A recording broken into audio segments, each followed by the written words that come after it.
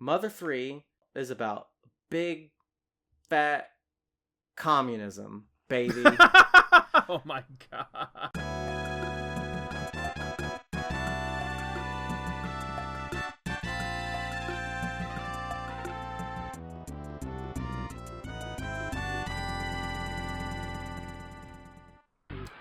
Do you want to start us off, Kyle? Yeah, why don't I just go ahead and just... let me do the intro, okay? Welcome to Brain Lords, Video Games of the Mind, a panel discussion between artists and the art they love. I'm your co-host, Kyle. And I'm Jorge. And today, we're discussing... why do kids keep playing Earthbound? But first, some context. You went to Japan for Earthbound, specifically. I kind of did. So, as of this recording, last month, and I think actually a few days still going right now, is the Hobonichi Mother 2 exhibition in Shibuya, Japan. So okay, it's for the 30th anniversary. Yes, it is the 30th anniversary of Mother 2, and Shigesato Itoi, along with some former devs, have decided to unearth locked away pre-production materials to put on display at Shibuya Parko, which is a theater in the 8th floor of the mall, and it just seeing the trailer for it, I think a few friends of mine shared it, and at first I was like, oh, that's really cool, I'm glad they're doing that. But then seeing the trailer of it and kind of like grasping exactly what's going on, it just did something to me. Specifically, like when they pulled out all these papers and one of them had like a sketch, like a very sketchy rough drawing of Ness. Seeing that on video like did something to me. I'm like, oh crap, like this is like, this stuff was locked away for 30 years. Holy crap. And like it just hit me like a ton of bricks, and suddenly, we've been to Japan before. It wouldn't be like we would know how to budget for it, and all these like thoughts came into my head, like I need to go. I think I started getting like FOMO hardcore. I need to go because I don't know when this is happening again. You were more like a salmon that like knows when it has to swim upstream. Yeah, and it called to you. It really did, because like I'm not the kind of person that makes decisions like that on the whim. Like, we're talking about a trip here, an expensive trip. Even though the yen is weak, it's still kind of expensive to go to Japan right now. Yeah, hotels and flight alone, Yeah, you're looking at $2,000. When we're on this side of the country, it'll be a lot. It's a lot more expensive than like on the west side. So I kind of just like threw the idea out to Margot, expecting her to say no. My wife, expecting her to say no, and she was like, "Yeah, let's do it." I'm like, well, hold on. We can go to the Frog Cafe. She was looking at flight tickets, and I remember I just kind of threw the idea to her, and I was like, you know what, I'm going to sleep on it, because I don't think I should make this decision right now. So next day, I'm working upstairs, and Margot walks into my office, and she's like, I am looking at tickets right now, and they are cheaper than they were last year when we went. And she's like, this is a good deal. And I'm going, oh my god, this is actually happening. This is gonna fucking happen. It sounds like you got like a lot of artistic fulfillment seeing these things. The crazy thing is, once I was there, I was just kind of like, this is great. I'm seeing all these. I don't know if you want me to go into detail, but like, because I saw just like a picture. I don't really know exactly like what all was there. Yeah, so the exhibit itself is actually pretty small. It's only like 3 to 4 rooms, kind of cramped. They can only allow, I think, 15 people at a time, and as soon as you walk up to the exhibit, you see like a big red wall with the Ness like superimposed, and then a tiny little like case with like the clay model Ness and some of the mother like scripts in their original form. And it's kind of like, oh crap, there he is, and it's I remember seeing it and being like, this is unbelievable. Like he just looks like he just looks like Ness. Yeah. Well, I mean, like I talked to you about like watching a bunch of Daikon back to back to back, and I think the thing that hits me about that is like when you watch the production notes at the end and you just see like the rough animatics, and you really get the sense of like just regular people made this. And so I can imagine just seeing just like Ness as just like an object that someone just slapped together, like a real person. So the clay model didn't have that effect on me so much as like seeing the rough like the rough sketches or like rough pencil pen just writings concepting the game, particularly things like seeing like the maps for the inside of Giant Step and where the Antoid is going to be in, seeing those crude little drawings of like, well, there's the door and you can't pass here, and if you go here it goes there. That stuff is what made me really feel what you just described, which is like that realization that like this game was made by people. This game was made by people who cared, most of all. That's the most important part. Like people who just loved the craft, and you see it in like the pen strokes, the oh my god, the sketchy Mr. Saturn concept art was there, and it is wonderful to behold. It's the most little guy ever, and it just that's exactly what impacts you, is like this looks like someone drew it. It doesn't look like, and it looks like someone just came up with a funny thing that they thought was cool, and it doesn't feel designed by committee. It doesn't feel like it's designed to pander to anybody. It's just these people just thought that this would have the right feeling to it, and they wanted it to be in the game. So how did seeing all that, like, how did you feel leaving there? Oh, that's when I got emotional. Ironically, it's not when I was in there, because I was in there and I was taking it all in. I was hanging out with some coworkers too, and they were just like, we're kind of like going back and forth, like, oh, look at this, oh, look at that, that's amazing, oh, that's so cool. And it wasn't until I saw the exit that I started getting emotional, because I'm like, oh no, I don't want to leave. And of course, Smiles and Tears starts playing when you're. I was gonna say, like, see, when does the exit buzzer on the door say, "I miss you"? And you used to start crying.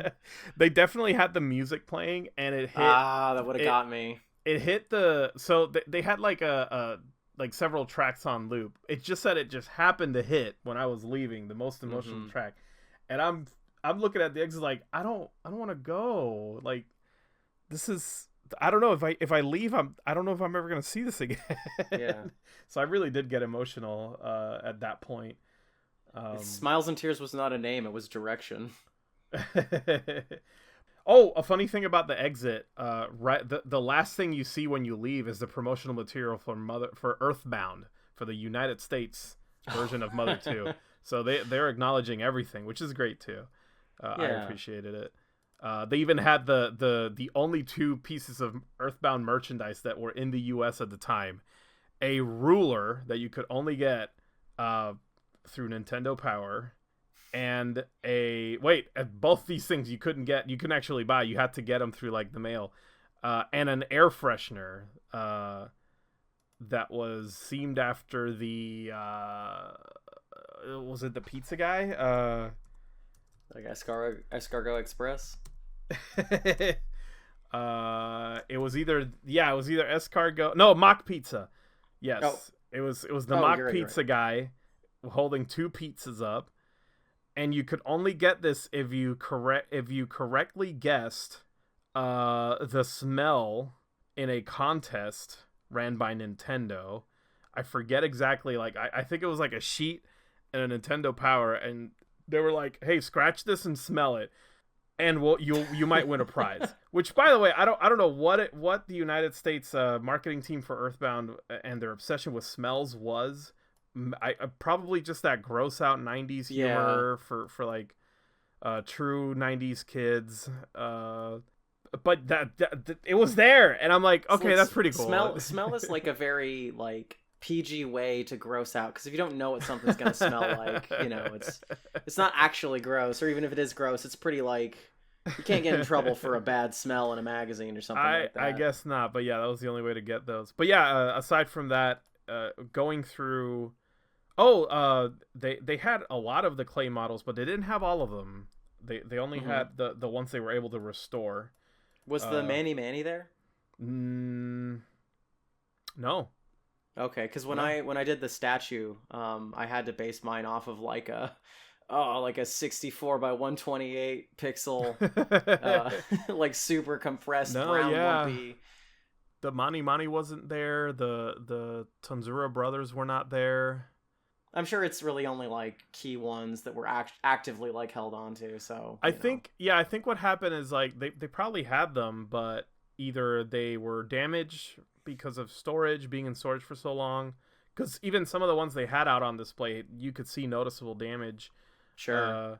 They were able to restore some of them, particularly the Chosen 4, I heard, were restored. And interesting thing, I did not know this about Mother 2. So that Ness sketch I was talking about was actually a concept art for the clay model, not the character. Much like Mother 3, Earthbound was kind of like a direct-to-sprite design process, which blows my mind, specifically for the characters. Again, just things that you look at and you go, wow, people did this way back then, and that's incredible. Yeah, it's especially interesting because like it's not like he hasn't done video games before, but Shigesato Itoi is known for being kind of like an outsider to video games. So the fact that he's like going directly to sprites, or the people there at least are going directly to sprites, is interesting. Yeah, I believe, like, I know that's how Mother 3, because there is no concept art for Mother 3 like out there, nor are there any clay models. If you see clay models of Mother 3, that is actually fan made. Yeah, and so the only thing that's why when you play Smash 4 on the Wii U, the Earthbound stickers or the Mother 3 stickers are just the sprite models. There's no like actual character art or designs. But yeah, that was crazy to me. And then like seeing all the scrapped ideas too was kind of mind blowing. Oh, that's cool. Yeah, so like those are the things. So parts of the exhibit allowed photos, but only certain parts. So you could not take photos of any of the scrapped ideas. You could not take photos of any of the scripts, anything that was written down. You could only take photos of the clay models and their concept art, and some of the concept art for Mr. Saturn. Like they had a whole table dedicated to Mr. Saturn, which was great, and you could take a photo of that. So, but more of the like iconic or finalized stuff, but not yeah. Rough none of the rough, and it's a shame because a lot of that stuff would be. I mean, I understand why. There's like there's a purpose in preserving this for the experience rather than like the consumption of the artwork itself. You can say it. Ness was saying cuss words. I know. He's doing it. They just well, one of my favorite things was like every time they had like in some of the I guess scenario writing, anytime they had poo, it would just be like a little dude with like a blank face, but it was like the katakana for poo on his head. Uchi. And that was That's like so really funny. Yeah, I love that. That in itself made me want to draw like fan art. But then like some of the scrap characters, I remember seeing them and being like, I need to commit these to memory. And I started sketching some of them, like just to like take that with me in some way. I like the idea that you're not allowed to take photos, but if you could sketch it fast enough. Yeah, I mean, I've heard of people who would like write down translations of the scripts just for reference later. Like they couldn't take photos of them, but they were there just looking at it and writing everything down. Now I mean, it's on a wiki. Yeah, and just because that is valuable information to the fandom. Oh my god, my favorite scrap character is just this ninja, but like how do I describe him?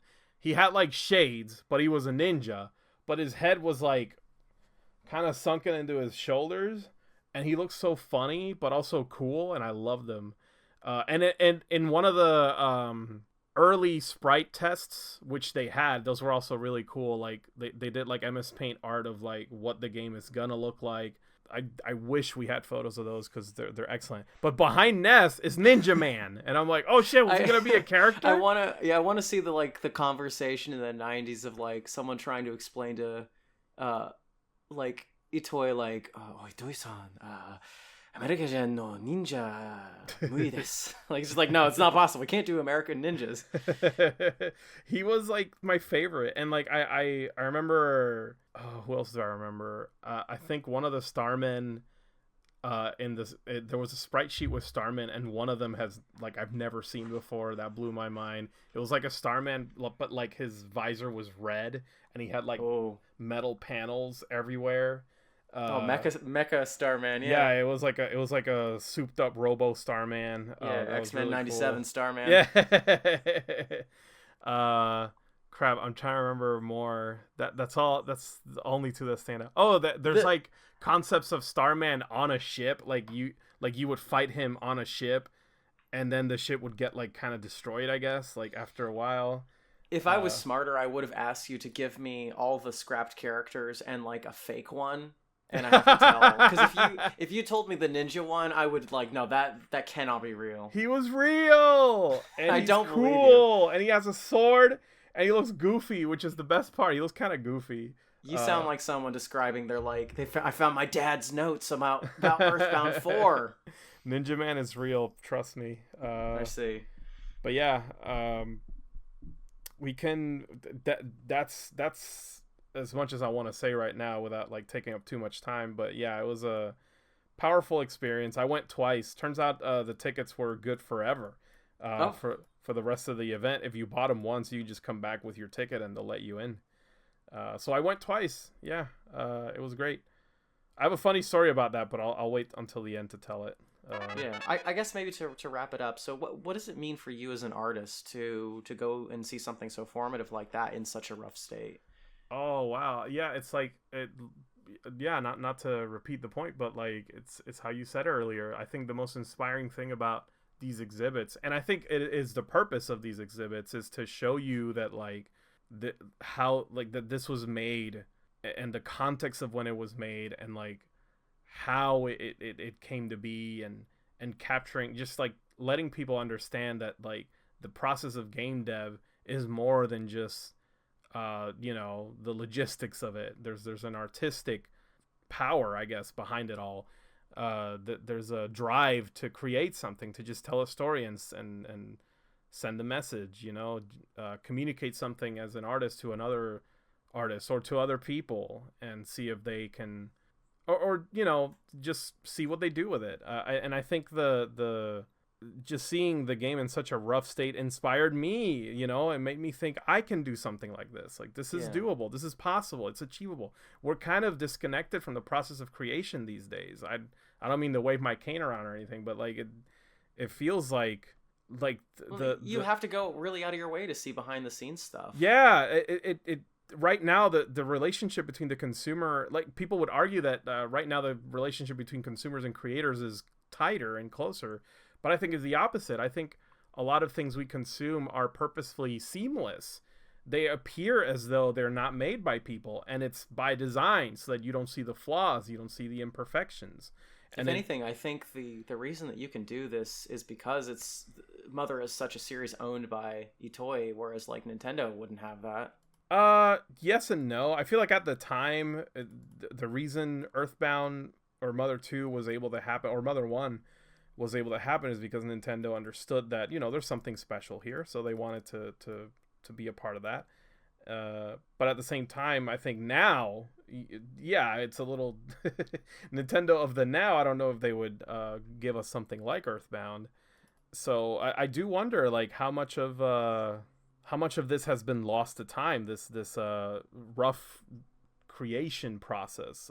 This like having that connection to the instead of it being content, having a connection to a story, a narrative, a world, an experience, characters, and then knowing, hey, this was made by people just like you. Yeah.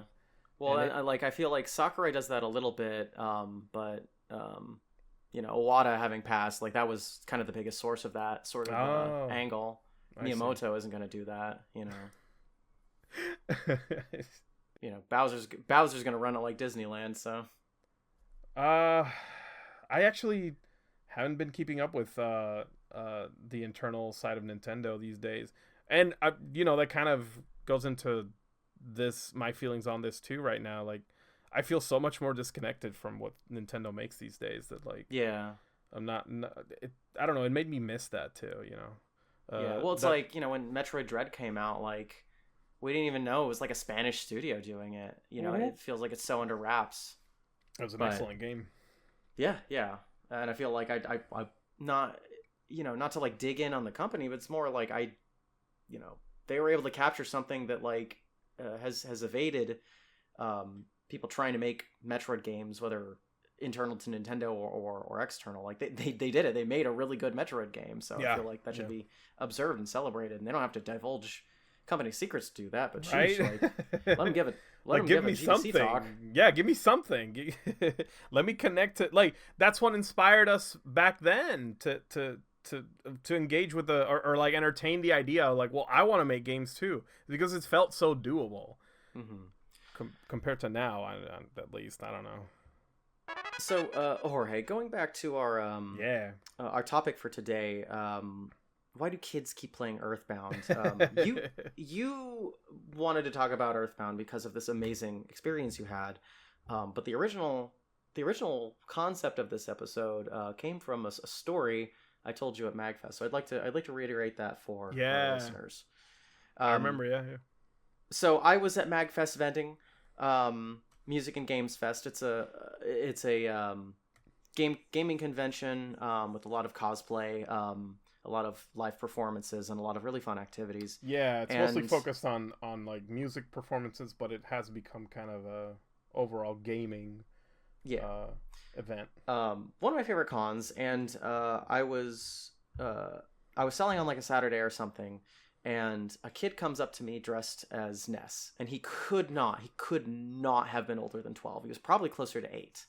And he immediately identifies the Manny statue I have. It's just a little like faux gold-plated Manny statue, about like 2 inches tall, real metal. And he points at this thing, eyes like wide, and goes, "To the Manny statue." And he like asks to pick it up, and he's checking it out. And I'm like, "Yeah, man, go ahead." I'm like this is a literal child like picking up this thing, and and that was the thing, like. He pointed at it and said, "The Manny statue." Like, he by knew name, 100% the name of this object, which is not featured in like a Smash Brothers game. If you play Smash, you don't know what the Manny statue is. Yeah. So like he's like asking what the price is, and then he like goes and runs to get his mom, who's like a couple booths away. Oh, he got one? So he does the whole, like, his mom does the whole speech of like, "Now this is your money, okay? So you only have so much. Do you want to spend it on this?" And the kid's like, "No, I remember, Mom," he like, was 8 years old.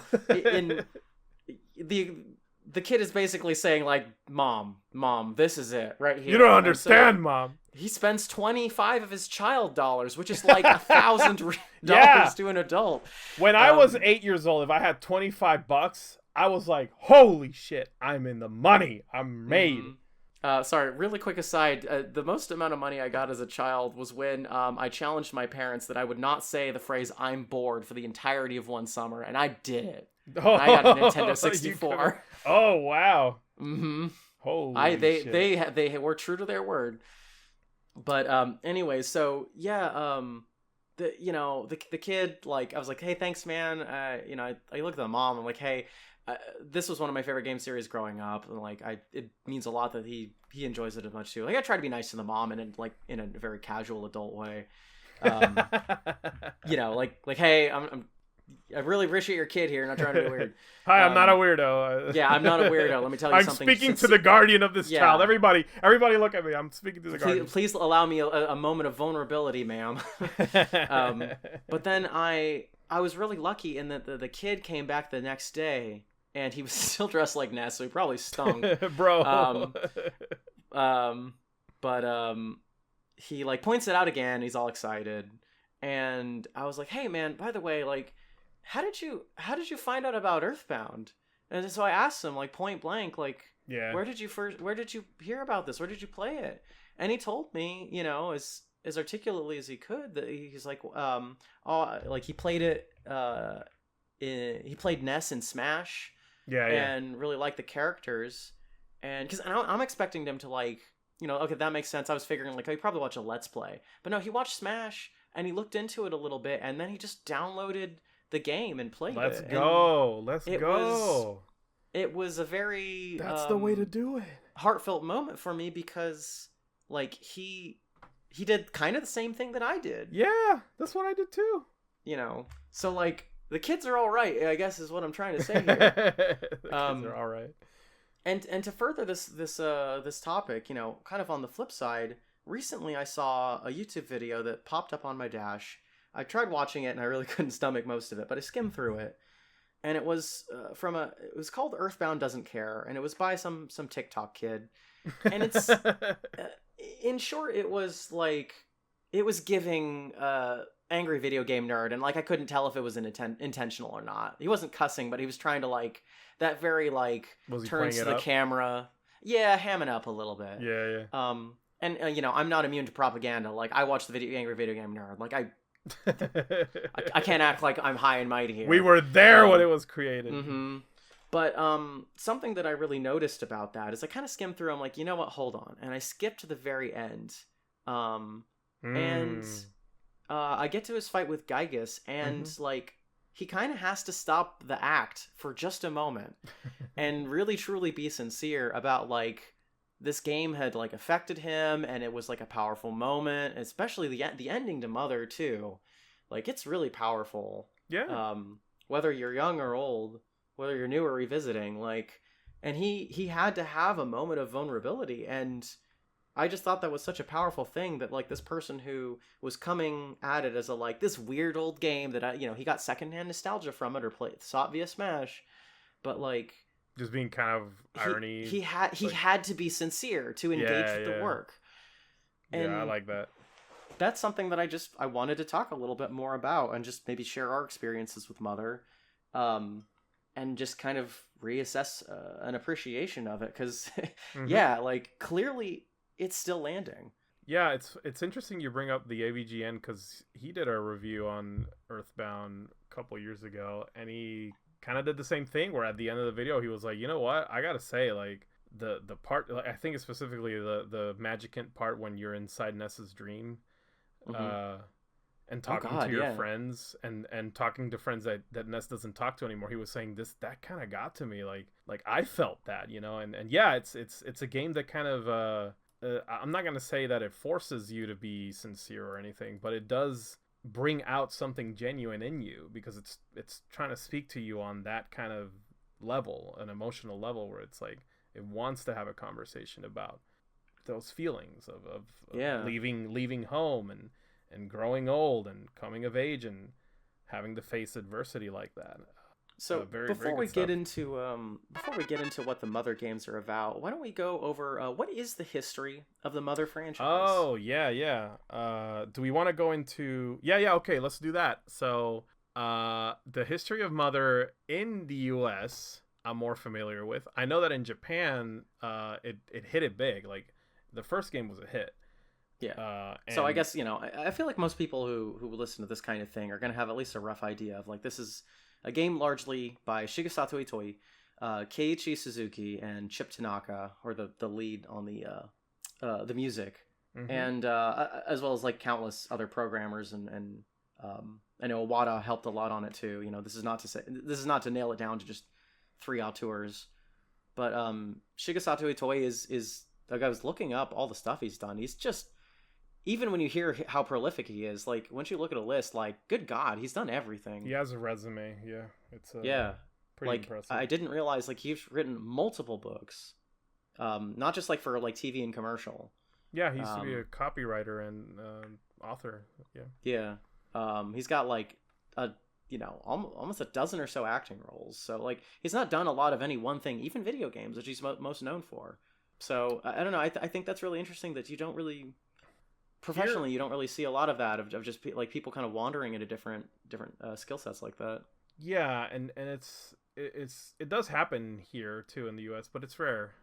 Yeah. And even more so when somebody does these different ventures genuinely, like not just to like invade a space and profit off of it, which is what I feel is most common now. So yeah, Mother 1 is a big hit in Japan. Oh yeah, but they and it's like deservedly so. It was a revolutionary game. It took Dragon Quest and just added Americana to it, and something about that just connected with people, like the aesthetically. But then it was a game that also again hit the right emotional notes for people, and it resonated, and word of mouth spread, and it got big in Japan. Yeah, I guess it's also easy to take for granted that like it's an RPG that takes place in modern times, but like think RPGs back then were they were still sort of evolving from Wizardry and Ultima. So yeah, that's why it blows my mind like that. Yeah. In Japan that was still relatively new. The whole Shin Megami Tensei wouldn't be out for what, like 4 or 5 years? Maybe sooner, because Megami Tensei is a Famicom game. Okay, but either way, it came out even before that, if I'm not mistaken. Mother? Yeah, Mother was before Megami Tensei. I will confirm with you right now. Megami Tensei. Yeah. Okay. Even still, it was like around that time when like RPGs were still inspired by like D&D, Ultima, Wizardry. Yeah, you mentioned Wizardry. Megami Tensei. Oh, actually, it was earlier. It's 2 years earlier. Was before, yeah. Yeah. Now Shin Megami Tensei, that was later for sure. So you're technically not incorrect. Yeah, Shin Megami Tensei was 92. But still, this was a very novel concept at the time. I mean, groundbreaking for RPGs. Yeah, taking those fantasy settings and making them contemporary, which is I still don't know why that's not done more, but yeah. Oh God, like the second they do like a Dark Souls game, but it's like set in like magical realism Japan, I will foam at the mouth. I've wanted modern Dark Souls by From Software for so long. Well, I just think it would be really, really cool to like just have a bat, Once the well of fantasy dries up, you might get it. Yeah.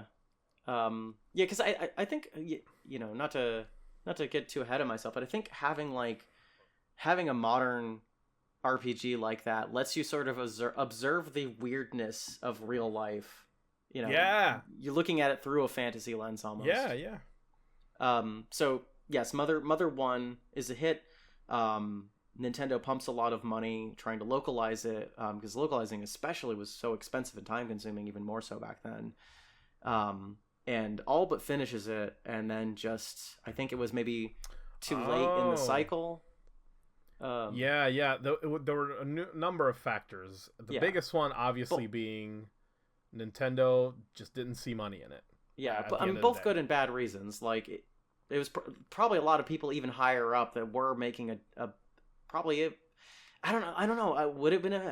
Would it have sold? Probably not, because Dragon Quest didn't sell.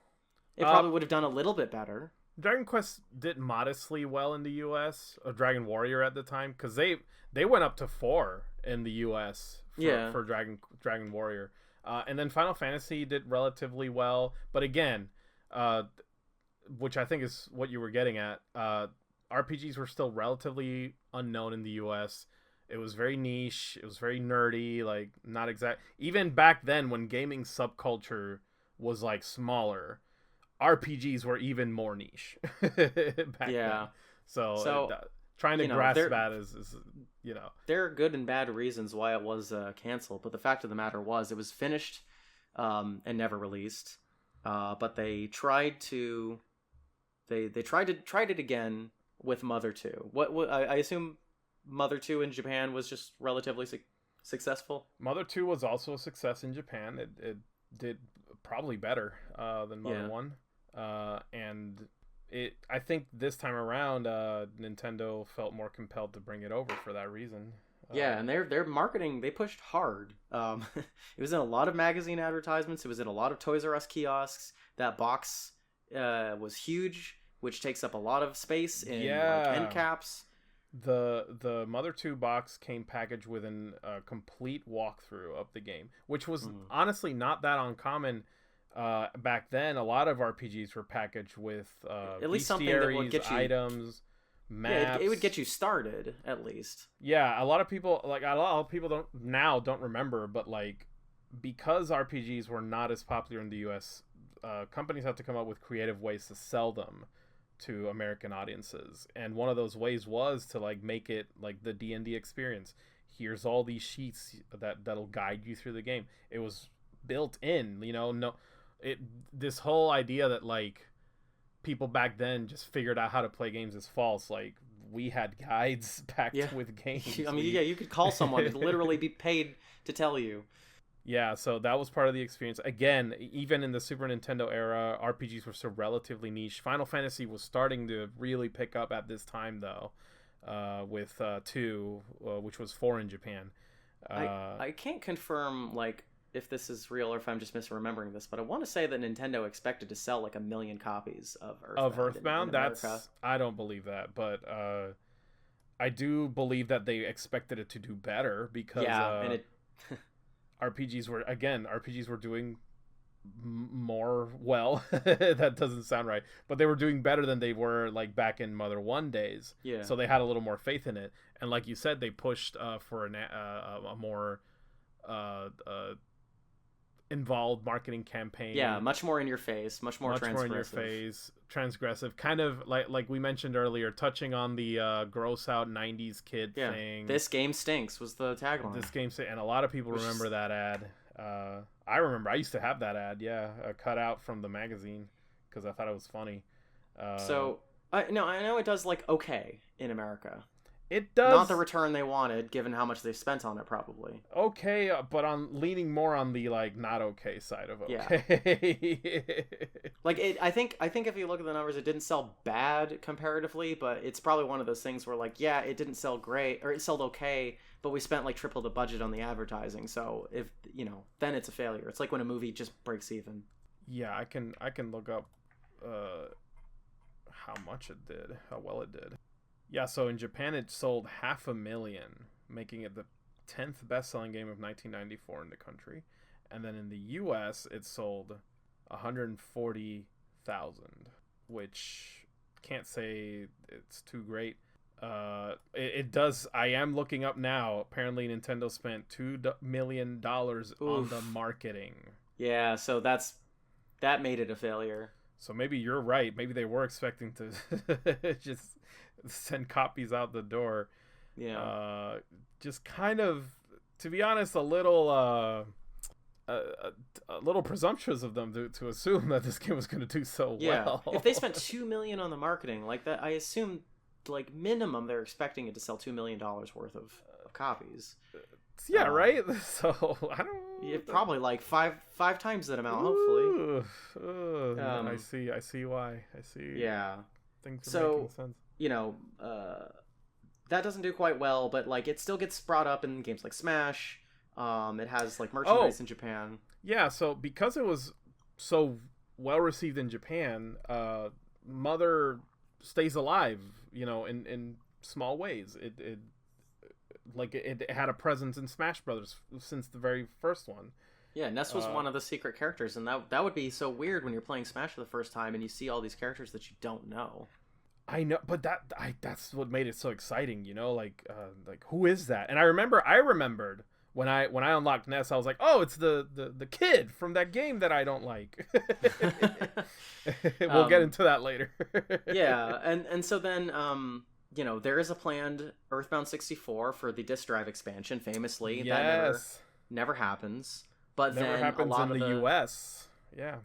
Yeah, but you can see a lot of the scrapped content for that, and a lot of the bones of that would be used for just Mother 3, which comes out in 2004, 2006. Interesting thing about Mother 64, Earthbound 64, it did get reported on in Nintendo Power and like American issues back then as like something that was going to come out in the US, including the 64 disc drive. Like that, I remember when Nintendo Power was reporting on it, being like, it's gonna be great, Zelda's gonna be on it, and it's it's gonna look amazing, and it's awesome, and then it never happened here.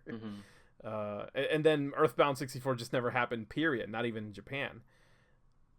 But yes, you were saying that the bones of Earthbound 64 ended up being what Mother 3 was composed of, which came out in 2006.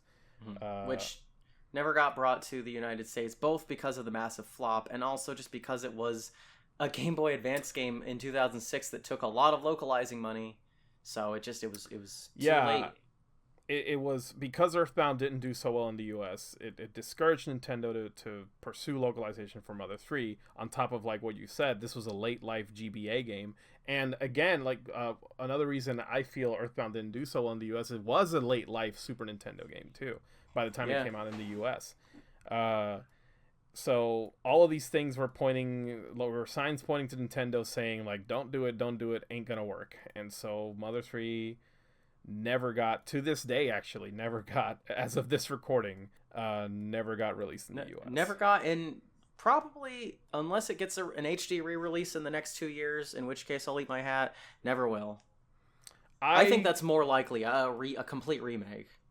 I'm in team it's never gonna happen, unfortunately. As much as I love the games, as much as I love Mother 3, I've just lost my faith after literally, like, we're almost at 20 years of waiting. Yeah, 2 years from now it'll be 20 years of waiting, and I'm kind of like, you can play the game, it's available, we don't need to look, wait. I'm gonna go back to the old me, but if if Super Mario RPG remake and Thousand Year Door, I think if they sold significantly better, I would not be surprised if we saw Mother 3 remake. But realistically, like, and I think I'm speaking to myself and all Mother fans, ain't gonna happen, guys. It's done, and that's great. Listen, you'll sleep better at night knowing that you can always play the game. It's not being kept away from us. At the very least, Nintendo is keeping that in that like tumultuous gray zone where they are not shy about litigating. So if they wanted to do it, it's probably a known secret, so just buy the repo cart. Who cares? I've heard a lot of rumors behind why and why not it could or couldn't happen. And the truth is that we just don't know. Yeah, like whether or not you subscribe to like it being a weird depiction of trans Romani fantasy races, or the music rights, like, it doesn't matter. Yeah, the music one is like the most compelling one I've heard. But yeah, we just do not know. That this is one thing that, and we kind of touched on earlier, like one thing that Nintendo is just kind of just hired on. It's that really, really like that propensity to just keep everything silent, keep everything behind closed doors. Like there's just no news is bad news in my opinion when it comes to Nintendo, because they just, that means they just don't ever want to talk about it. Yeah. So yeah, here we are. Yeah, that's Mother. And like, it's still kind of kept alive because like Suzuki and Tanaka like get to re-release the music, I think, because they own it more than a lot of other musicians of that era did. And I need to mention that it's not just the love of Mother series in Japan, but the love of Mother in the US, like the fandom has kept this series alive. Yeah. I would be remiss to not mention this. Like the powerful fan base behind Earthbound here in the US that I think we both consider ourselves a part of. So then, Jorge, I guess that beautifully segues into our next segment. What is your history with the Mother series? All right. I always love talking about this story because it's like the time I was so wrong about everything. when I first heard of Mother 2 Earthbound, I remember I saw it on a Nintendo Power magazine. It was, I believe, actually I don't know the volume number, but it was like a tiny little walkthrough of the game for some parts. And I remember reading through it because I was genuinely interested. You know, at the time I was really into RPGs. I loved Final Fantasy 2. I loved Breath of Fire. So I was like, well, you know, I'll play this one. And the more I read it, the more I actually legitimately thought this game stinks. I don't want to play it. Because I didn't like the idea of being like a dumb kid who like cries if a car exhaust hits him in the eyes. See, I did like that kind of stuff. I like the idea of crying. No, I was a dumb kid. I was like crying stupid, getting sick as dumb. Why am I a dumb kid with a bat and a yo-yo? See, Why am I not a sword dude? The setting was like, it drew me in. You know, I remember I rented it at a Blockbuster, but the time that I did, you know, also I rented in the Blockbuster because it had a box that was quadruple the size of everything else. I had to see what the deal was. Yeah. But I think I was a little too young for it, where like I knew how to do RPGs. I had played Super Mario RPG and I knew I really liked that. Okay. But I think I just didn't quite click with like, oh, you actually have to like repeatedly fight enemies in an area or they will consistently beat you. And so it felt like the game was maybe a little too hard because I just didn't understand the concept of grinding. Yeah. And so like I was almost like a little too scared to fail any given combat because I didn't realize that like, yeah, the first couple of fights will be hard and then you do them and then they'll be significantly easier because the like once you cross a certain threshold of XP in that game, like every zone gets super easy, but it feels like each new zone is like the enemies do a lot of damage. I don't know. That's how it felt when I was a kid, at least when I just didn't understand how RPGs really worked. Right. Unfortunately, I knew how RPGs worked, and I still didn't want to play it. Yeah. So that was me for first. So you had tried it out, you didn't like it. No. Here's the thing: I never played it. Oh, you never played it? No, I didn't even rent it. I didn't want to know anything about it. I thought it was stupid and it looks bad. And Final Fantasy's better. That was me. That was 1995 me. Okay, I'm a different person now. But anyway, yeah. So, I think later on, I don't know if you share this or part of the history with me, but like as time went on, of course, Smash Brothers reminded us that Earthbound is a thing. And I remember around the time Melee came out, I was getting really hardcore into emulation because a friend of mine taught me how to like look for ROMs and download games. Yep. And I had just gotten access to the internet. My parents got that sweet AOL trial version. Oh, we had a second phone line eventually. So we didn't have to just eat up that thing. So I remember when I came home from school, I remember like looking forward to coming home and being like, okay, today I really want to play this and that and that and that and that. Because I was just like playing all of these games. I had access to all these games that I only heard about. Because back then, we were a one console family. Like if I got the Super NES, that was it. We didn't get a Genesis. Same. We didn't get I didn't even get a Game Boy Pocket till later. Yeah, it's as though it were a series of diverging paths in a beat 'em up game. Yeah, I had to choose each of my consoles. Yeah, so we were both a one console family. So yeah, it's, on top of that, my library of Super NES games was like 8 carts that we would get every time they were on sale. So I played the shit out of Thomas the Tank Engine and Friends. I played the shit out of Final Fantasy Mystic Quest. But I just did not have like access to any other game unless I rented it. And when I went out to rent games, I would just rent the same thing over and over because I liked the ones I found. So when emulation was like opened up this world to me, I was playing everything that I heard of, everything that I saw in a magazine, and then finally I'm like, I'm in the mood for an RPG.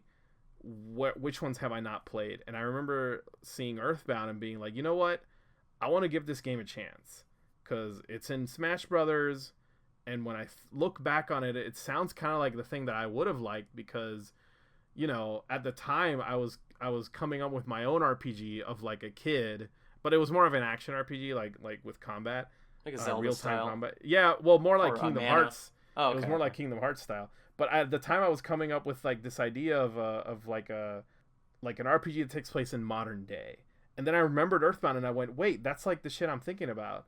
So I should give this game another chance. Like, it's silly, sure, and even if I don't like it, I'm gonna play it at least like up to a certain point.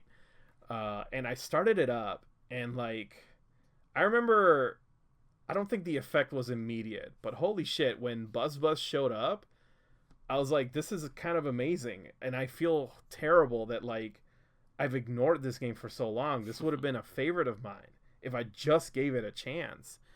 Yeah, I around 2004 when I had the PS2, I also had SNES 9X, and I had an eerily similar experience to you where I was downloading like tons and tons of ROMs, and I just was going through like around that time I played Chrono Trigger, Final Fantasy VI, I played Super Mario RPG again, even though I just straight up owned that one and would play it any day of the week. And Earthbound, and yeah, I was able to visit these like classic games that I just now maybe had the ability to sit down with. What a magical time! Like, yeah, like just going. I used to go to this place called Emu Russia. It was like a Russian mine was ROM Emu site. Paradise. I remember Emu Paradise, but I used to go to that Russian ROM site, and just like what I loved about it is they had screenshots, and you could just keep scrolling. And if one of them looked interesting, I would just download it and be like, I'm playing this right now. The unfettered access to ROMs, I think just like, I feel so bad for people nowadays that like, yeah, it's so much of a pain to play these games. And like, there's so much out there. And there's so much noise. And like, I don't know, there was just something special about being able to just like roll the dice and just try something old and weird. And maybe it becomes your favorite game. I miss those days. That's how I found Terranigma. I remember a friend of mine was like, you need to play this game. Did you know there's a sequel to Illusion of Gaia? And I'm like, that's only my favorite game ever. Like, of course I will play it. And yeah, like just things I never heard of. I played Seiken Densetsu 3. Oh, holy crap. Again, just things like, oh, did you know Secret of Mana had a sequel? Holy crap. Yeah. That's or funny Sword thing. of Mana. Funny enough, like I've played a little bit of Mana, but like I have played Final Fantasy Legend, Seiken Densetsu 3, and I've never fully played Secret of Mana. Oh wow! Well, yeah, I just never get around to it. Secret of Mana is as beautiful of a game as it is rough to play. Not exactly welcoming experience. Yeah. This was like our and then all these paths both led us to Earthbound. Yeah. So you let's say after this, Mother 3 would have come out, and yeah. So then what for you? So I get into Earthbound. It blows my mind, changes my fucking life. I finish the game and I want more. Like I'm like, I cannot believe this is a thing. So I looked around for other people who played the game. I found forums and fan sites and people drawing fan art and interpreting these characters in ways that I've only imagined of. And like, this was so important to the experience and why I ended up loving the game. I remember eventually I became part of Starman.net just because I wanted to share fan art with people and see their fan art, because like we didn't have anything else except for Mother 1 or like Earthbound 0 at the time. And so a couple years later, Mother 3 is announced, because this was I think I played Earthbound in 2005. So yeah, I was already at the eve of Mother 3 like being announced. And yeah, it's like, oh, holy crap, like new Earthbound on Game Boy Advance. This is going to be great. This is going to be awesome. And holy crap, I remember being so excited for it because at the same time we were getting Smash Brothers Brawl announcements. You remember the Smash Dojo? Yeah. So Mother 3 came out shortly before Smash Brothers Brawl started getting those updates. And I remember seeing that like Brawl was officially going to get Lucas as a playable character. And then thinking, oh shit, I need to play Mother 3 because I don't want this game to be spoiled for me when I play Brawl. And at the time there was no fan translation, so the way I played Mother 3 was I printed out a script with all of the dialogue in English. Oh my god. And I played the game that way. Incredible. I would just like tap, look down, look at my script. Okay. I did something somewhat similar. I played the menu translated version. Oh, okay, yeah. That's the one I played because the battles Okay. were all in English, like the Okay, so combat we did the same thing then. yeah, and Because but then I read the guide. correct, exactly. Yeah. Yep, Incredible. that's I mean, and it did not lose its impact in any way, shape, or form. Like I still had a great time with the game. I still felt what I needed to feel at the end of it. It was another hit. It was Yeah. another hit in the series. I cannot stress like all the stuff I did not know specifically about you, and the fact that like we are basically having fundamentally the same mother experience is wild to me. Yeah, kind of.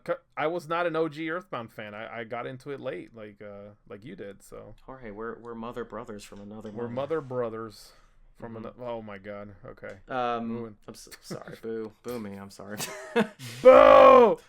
But yeah, so I played the menu translation too, and I was there on your starmans.nets. You activated a memory for me. I actually remember we were learning how to do Flash in a high school course. Like I had a high school tech course, and one of the there was like a Dreamweaver. We learned how to like build a website. Yeah, I was learning that shit too in college. And around the same time. We took like a typing thing to get better at typing, and one of the segments was just learning Flash and Photoshop too.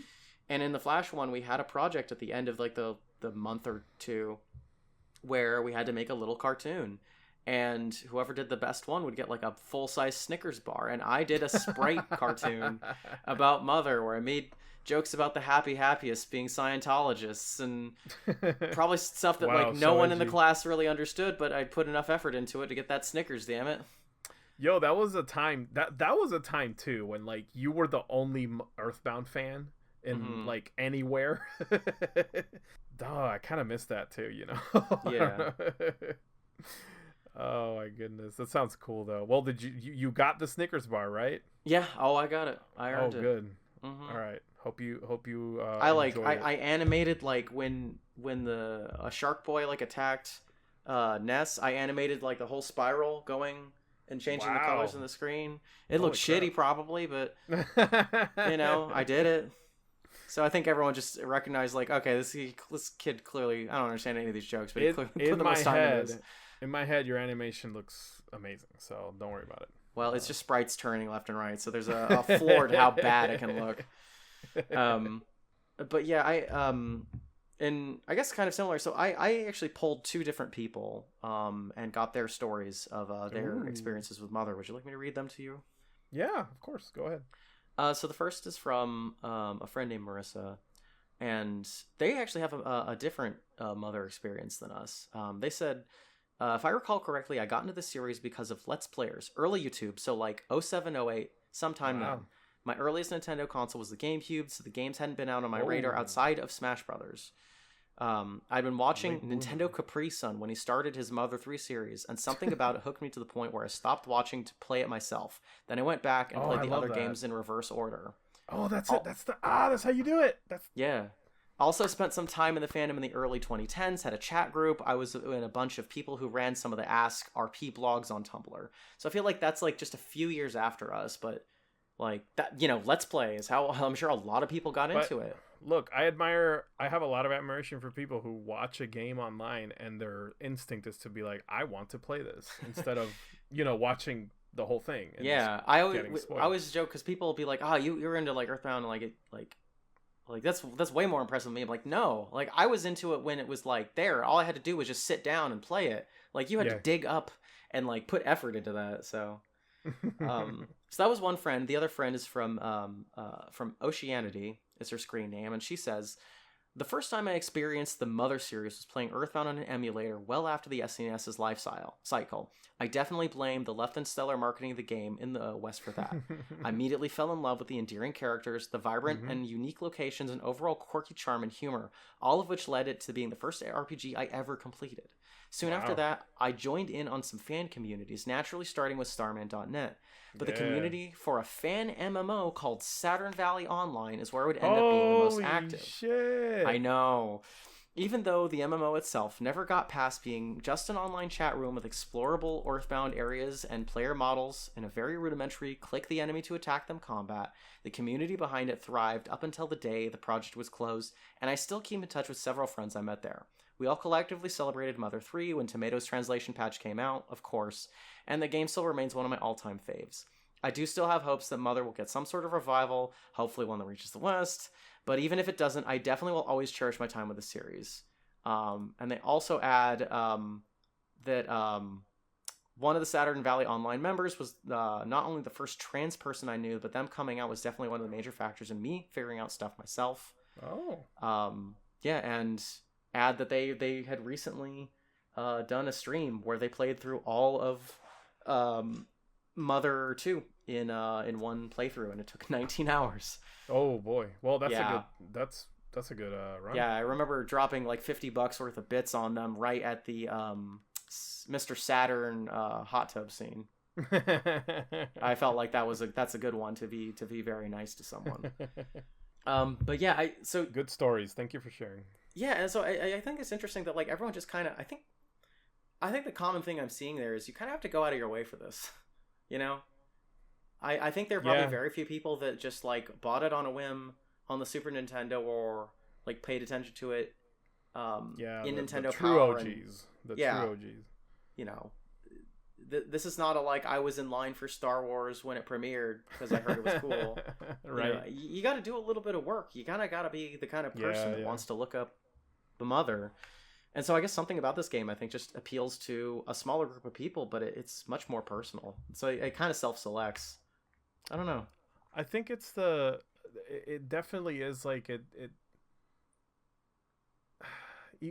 how do I say this? Because like I know at least for myself, what drew me in is just how different it was from what I was used to in RPGs. That was the first aspect, and then the second thing that you know that's what got me in, and then what kept me in was like the odd, kind of irreverent, but also funny, genuine, sincere storytelling and interesting perspective on Americana. Yeah. In an bizarre. RPG.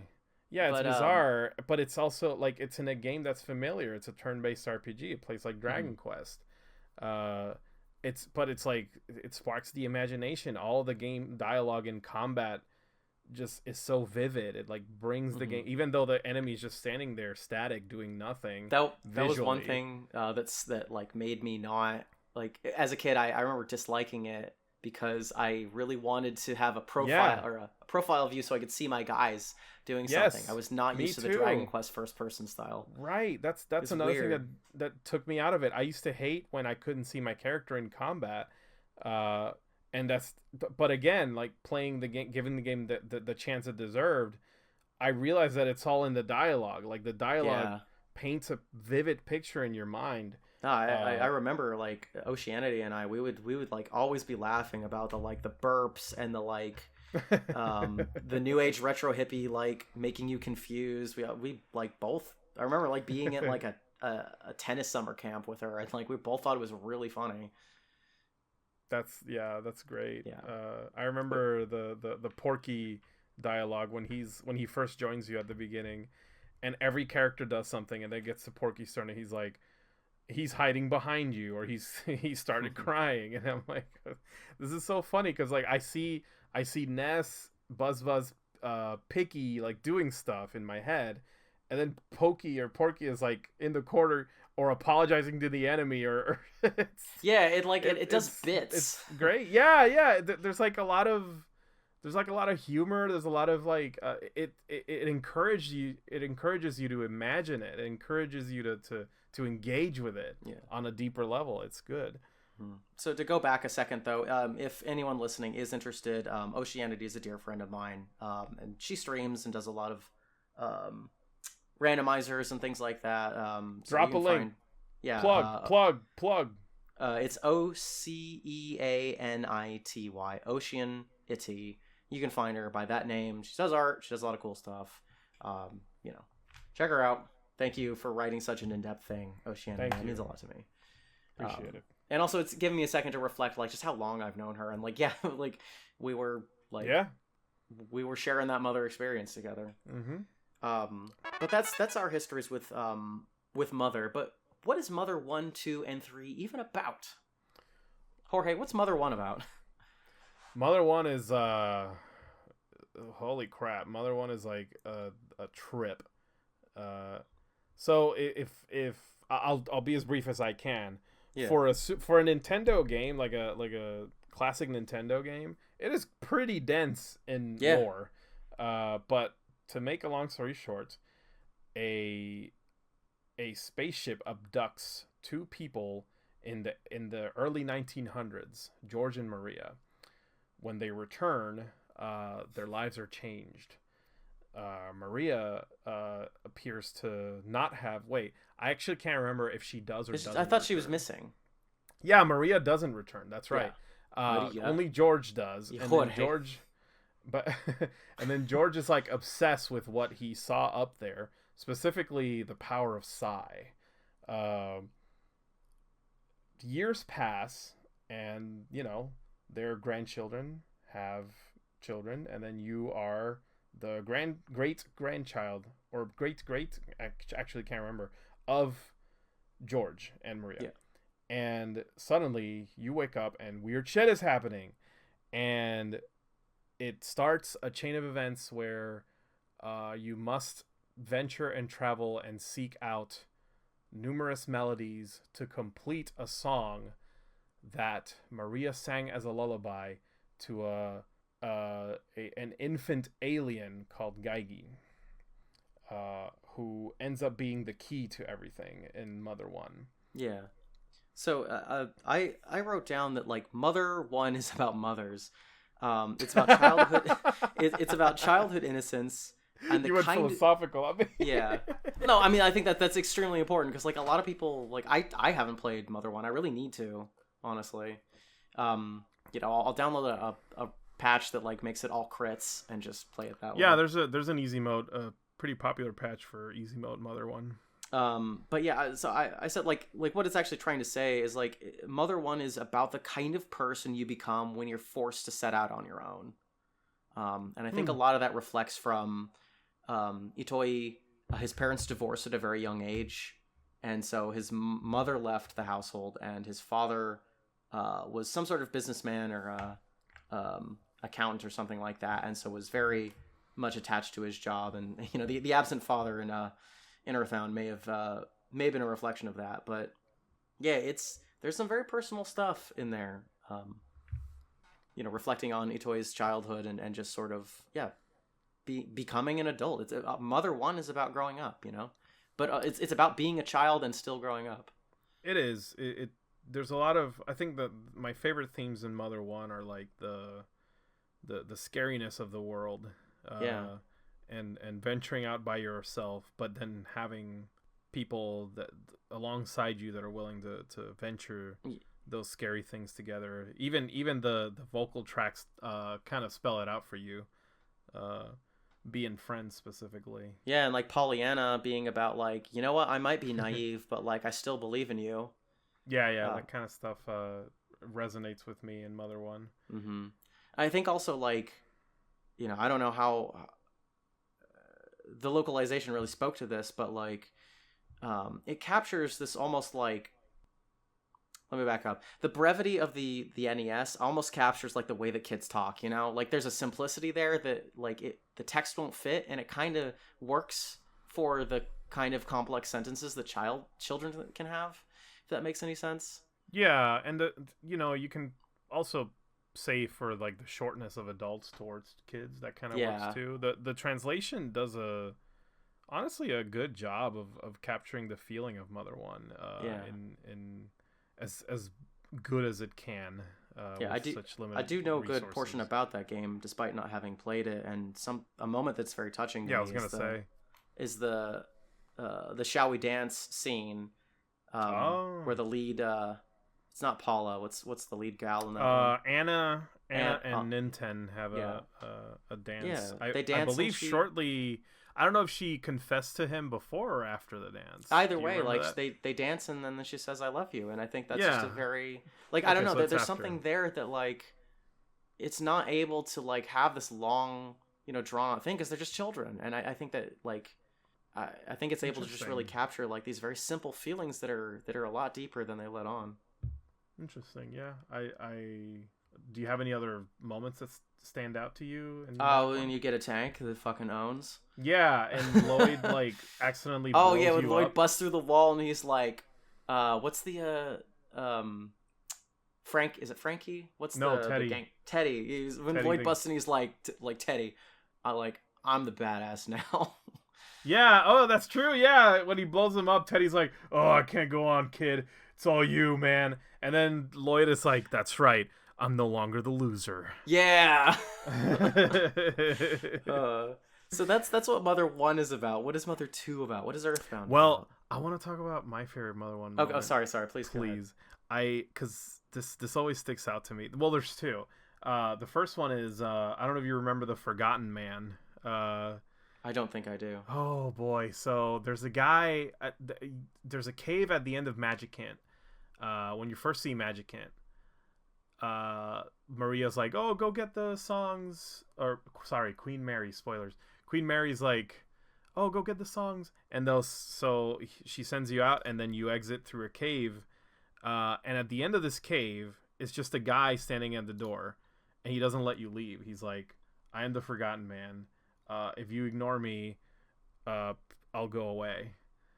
But before he even gives you a choice to do that, he just goes on about like somber feelings of feeling lonely and ignored, and how like he's starting to feel like he's like, if you keep talking to me, I'm gonna start feeling things, and I don't like that. Oh And God. he keeps warning you, like, stop talking to me, please, like, please Yeah, ignore me. I see what you're saying with like that shortness too, where it's like adults don't want to say too many things to a kid because they're not going to understand it. So Yeah, but then like the more you talk to him, the more he becomes sentimental, because it's like, oh, you're not ignoring me. But then at the end, he's like, well, do you want me to go away? And you kind of like, if you want to progress the game, you kind of have to ignore him. So when you do, he disappears and you never see him again. And then you can progress. And I don't know, for me, that moment was like, again, it's like in such a, in a game that came out at that time, like, holy crap, they had a lot to say. yeah. And that's one of those moments that just stuck with me, because I'm like, he's so like, that's so sad. And then my other favorite moment is there's a city called Youngtown, and it's a bunch of kids that and their parents were abducted by Oh yeah, Gaigu. yeah. Because you're So starting to see the patterns of abductions. yeah, so all the kids were left alone in the city, and they have to fend for themselves. And it plays a very good somber tone, like somber music. I believe it's the Youngtown theme, but in Mother 2 it was actually used for Paula's theme. And it's my favorite track in the game because it kind of captures that, like, these kids are afraid. You talk to them and some of them are like afraid, like, where's mom, where's dad? And then some of them are kind of like accepting, like, well, we have to take care of ourselves, like, it's just gonna be how it is now. And just going through that, like, all these different moods with all these children, and then finally realizing, like, oh, there's a, like, the youngest kid in the city is a baby, and he just goes goo goo gaga when you talk to him. But if you use your telepathy, he's like, oh, hey, I can help you. And I'm like, that reveal to me was just like also impactful. I don't know, that whole bit just stuck with it's my favorite moment in the entire game. I don't know why, like, it just stuck with me. It's weird and like, yeah, it's just a weird bit that's like consistent to itself. I don't know. It captured the mood that I think carried on through the entire Mother 1 game. Like, Yeah. that ominous, like, it's an adventure, but there's something scary. It feels like there's always something scary around you, you know. Yeah, and that's something that I think the Mother series does very well, is like this sort of it's eerie without necessarily trying to be scary, and I think that's something that like children have like an obsession with, like sort of the macabre, sort of the things that they don't understand, and that's kind of scary whether it's intentional or not. And I think Mother captures that. It captures it so well, though, because I think that the tendency now when you approach those kind of stories, which we'll get to later, is to just like dive headfirst into that kind of thing instead of keeping it subtle, keeping it like hidden, keeping it like ominous, you know, like in the back of your head, like a feeling instead of a presence, until the very end when it reveals the evil reveals itself to you, you know, like that kind of stuff. Anyway, Mother 2. So yes, what is Mother 2 about? Mother 2 is more about this is where I'll get a little philosophical. Mother 2 is Ness goes out, checks out what's going on outside. There's a meteor. Holy crap. Oh my god, a fly came out of the meteor. I guess we're going on an adventure. And the fly's like, hello, I am Buzz Buzz. I come from the future, and the future all is devastation.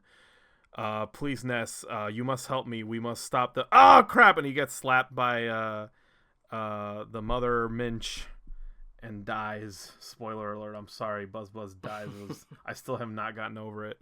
I need therapy. That is Mother 2. It's full of...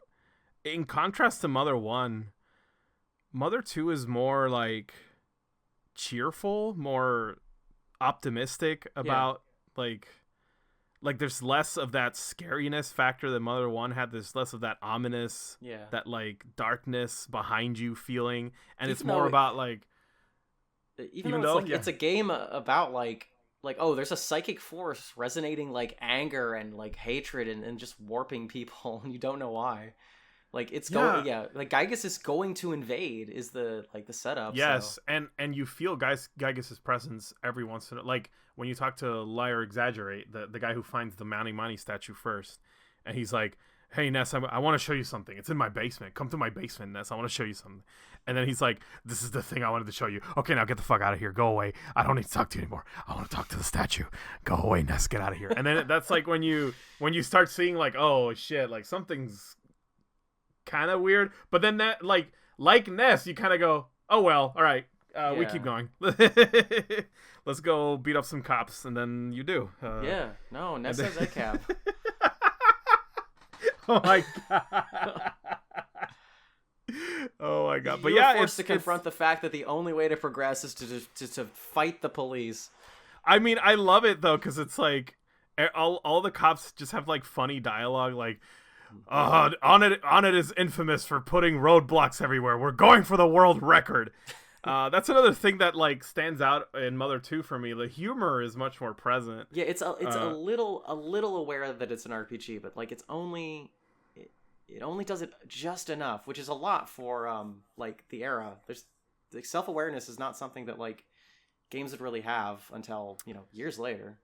Yeah, and what I love about it is that it's smartly written. Even the localization did a good job of capturing the humor of the game. Mm-hmm. Yeah, it's very funny in a very short amount of text too. Yes, it knows it doesn't have a lot of time to say jokes, so it just gets to the point. And like I was mentioning earlier, the dialogue in combat adds to it. It's so rich in like humor.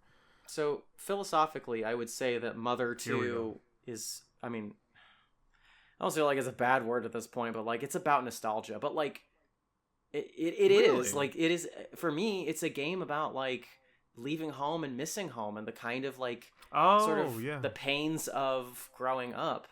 Because like you like textually like you deal with homesickness as a status condition, and like you're learning like to gain like friends and trust other people and kind of do something more. Like all the kids sort of learn they have an obligation to something more than themselves, and they got to do it anyways. And so it's about sort of like finding truth in this like scary world and sort of the being able to look back on it, tenderly, because like I mentioned that hot tub scene with Mr. Saturn. The game literally forces you to take a break and say like, hey man, look at how much you've done. Ness, you're just a kid, but like this is incredible. And so I do think that like it's not just me being an adult doing a read on it, which is a perfectly valid way to deconstruct art, but like I think the game's text is very much about nostalgia, even as it was being written. I see. I guess like I never really thought of it that way, but I I always did consider what you said, the homesickness part. That is a big theme in the game. To me, if I may gay, if I may Please. if I may get philosophical as well. To me, Mother 2 has always been about like going outside, like finding remarkable things in what you normally see as mundane. Yeah. Like seeing that, to me that's like what also really resonated with me, is that it's a game that wants to capture the feeling of just adventuring, like but you know, in a contemporary setting, not just like not like the epic Lord of the Rings scale adventure, but rather like every day that you go outside is an adventure, and Earthbound wants to tell you that. Yeah. No, because these kids are finding like a purpose. You know, I think another major theme is like, you know, I mentioned that obligation. Like, they don't really know what they need to do, but like when it's time to really put their lives on the line and sacrifice, they all just sort of opt to do it just without even thinking. Yeah, I see. I definitely see that with Paula and Pooh. Yeah, most of all. And you know, by the end of the game, you know, Paula's asking you, the player, like, "Hey, I've never met you, but like, please help me. I need you." And you know, so it's about, you know, like reaching out to, going outside and reaching people. Yeah, like building experience, literally building experience through exposing yourself to the world. Yeah, I think that's what Earthbound is about. Yeah. You know, I'm not arguing against you. I'm actually like adding to what you said. Well, I think the beautiful thing about these games is that like they are about a lot of things, but it's not very explicit, and you're kind of forced to read into it, which I think appeals to a lot of kids, that like it's about something, but you can't, like, you know, some of the things it's trying to say, but it's not like literal or concrete, and so you're forced to do a read on it. Yeah. But I guess it wants you to engage with it, which is my favorite kind of art. Yeah. So yeah, Mother 1 is about, you know, going out on your own. Mother 2 also similarly, but it's about, you know, like touching grass and being sentimental. I think to differentiate the two real quick, I think Mother 1 is like about how scary it is, how the world can be scary. And then Mother 2 has a more optimistic, like, well, you should go outside. There's an adventure waiting for you every time you go. And then Mother 3 is about big fat communism, baby. Oh my god. You know, okay, here's I'm gonna soapbox for a hot second here. Everyone keeps talking about how this game makes you cry, and I think we forget the fact that the game is a communist utopia in the beginning, and then you discover what capitalism is, and everything sucks. You have to like deal with currency and like wants and needs. It definitely, I think, to put it less hyperbolically, it's definitely a story about corruption. Yeah. About even the logo shows you like what the game is about. When you're familiar with the Mother 3 logo, like it's trees being converted to metal. Yeah, like there's like letters that are formed by like nature, like trees, but they're also like there's a sheen, like a chrome to them, and you can't tell if that was under the wood or if that's like covering the wood, like if it's being replaced. Is it like a reclamation or is it a transformation? So that is the theme of the game, is like how there's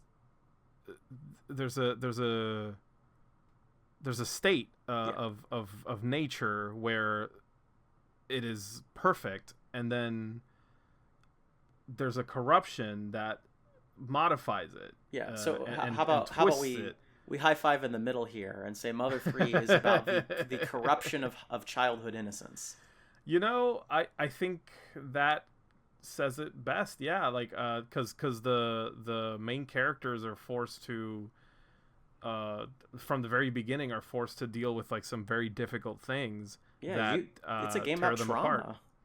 Yeah, and it there's definitely that, but I do think you're more correct on the childhood innocence, like childhood innocence not being the all-encompassing thing, but rather like that does kind of anchor it to the theme, which is like a corruption that twists and distorts things that ought to be safe, natural, providing, giving, like all these things that are like utopian become corrupted by like something mechanical, something aberrant. Well, I see the game is about a lot of dualities. You know, you have your twin brother, and so you're forced to go out and find love in other people, and he wants to like kind of destroy the world that took from him. You know, it's about like capitalism versus like, for lack of a better phrase, like capitalism versus communism. You know, like greed versus like togetherness, and sort of like the Earth sort of reclaiming itself and fighting back against like being modified in ways that it was not intended to be. Yeah, and the conflict is best represented between the twins. Yeah, because at the end of the game you encounter a person. I don't know. Are we going into spoilers? Does it? You know, I think we maybe there can be like I can write up a time code for spoilers, but like yeah. We'll do time codes for spoilers, but like the one thing I guess like I'll just briefly mention it so we don't get too bogged down in the details. But yeah, that duality is represented in the twin brothers, and it reveals itself later on to be like the like what a horrible thing can do to a child to turn them into something they're not later. An experience that is brought on by like the very natures that corrupt their peaceful lives, you know, which is cool. Yeah, I mean, and the game it kind of elevates the theme of Mother. Yeah, the game also just ends on kind of a downer, right? Like, it's been a long time since I played, but like the world kind of ends, right? Not exactly. I think what happens is actually, yeah, there is kind of an epilogue that it's a little ambiguous if I'm not mistaken, because the dragon gets awakened and you're not sure if that's good or bad.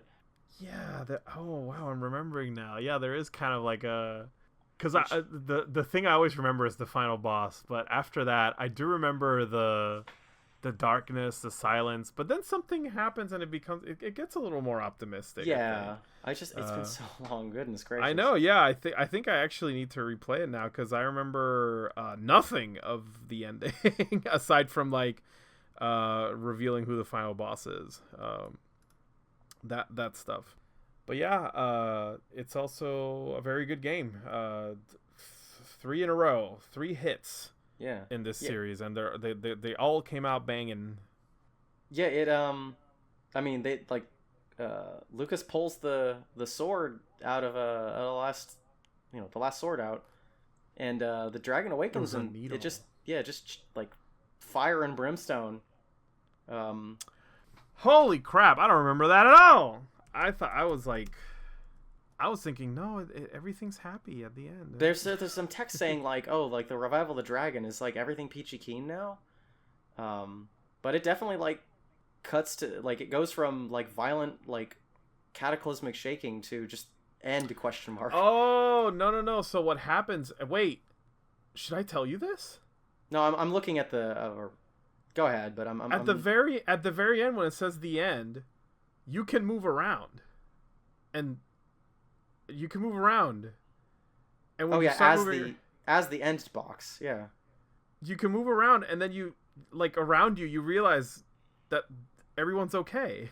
Yeah, they talk to you, and then I just looked it up. At the end, the Mother 3 logo comes back, but it's restored. Like it no longer has those chrome bits. That's pretty cool. Man, we spoiled the game. Yeah, it's very much more ambiguous. At least I will say, like, no, everyone's okay. It's fine. Well, show me the body. No, it's up to you, the player. But yeah, there's a very cute moment at the end. What I do remember is one of the villains in the game seals themselves inside of a sphere. Oh yeah, Porky.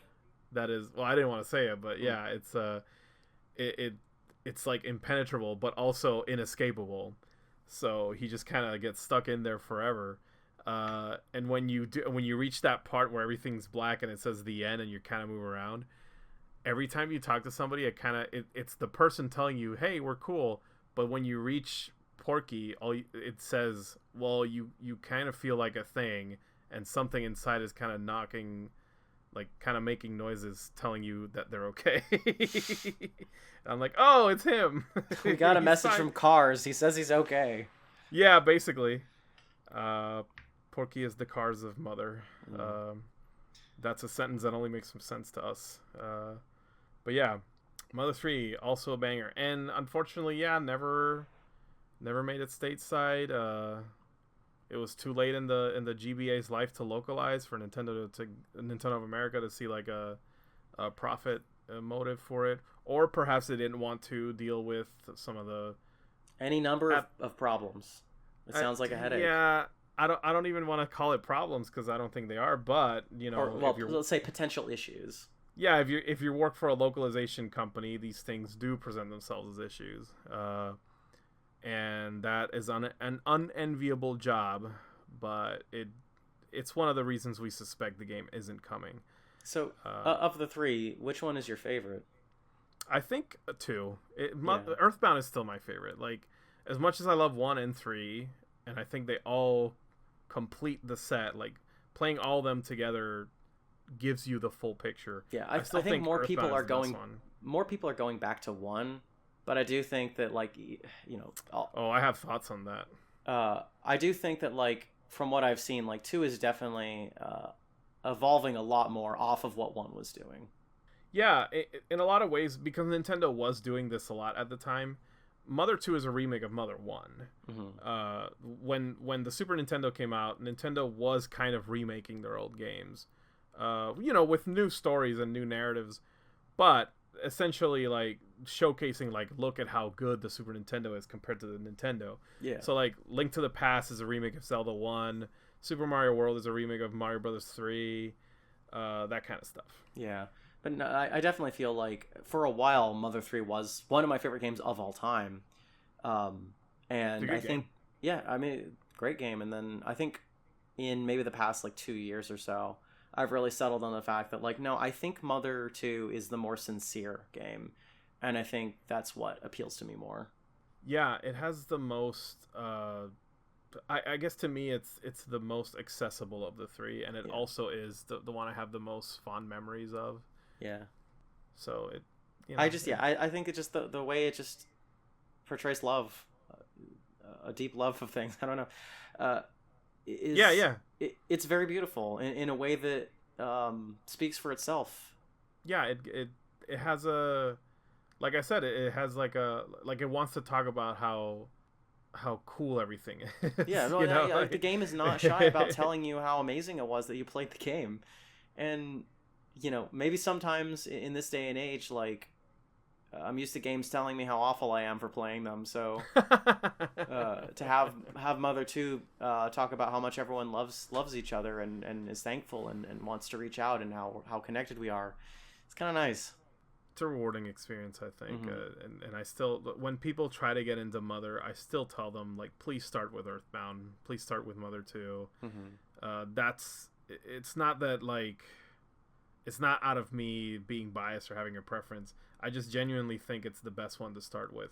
It's the one that gives you the love of the entire series. Yeah, and you can see, like, a prototype version of it, and you can see, like, iteration off of it, I think, from that gives you a lot of appreciation for the other 2. Yeah, and having that that love is what carried me through Mother 1. Is all I'm saying, because that game is jank as fuck. Listen, I did replay Mother 2 a couple of years ago, and, like, that game is coming in hot, for better or for worse. Like, ooh, it's barely running. And I love that about it too. But yeah, but I think so this isn't, the Mother series is realistically, like, it's finished. I don't think Itoi would want to do more, but that doesn't mean that, like, Mother's influence is over. And so Jorge asked you, what Mother-inspired games have resonated with the most people and why? Yeah, sure. I'll answer that, but I briefly want to kind of bring this up. Yeah. Bring up, like, a thought that I had the other day where I was kind of reading. I don't know if it was like a forum post somewhere.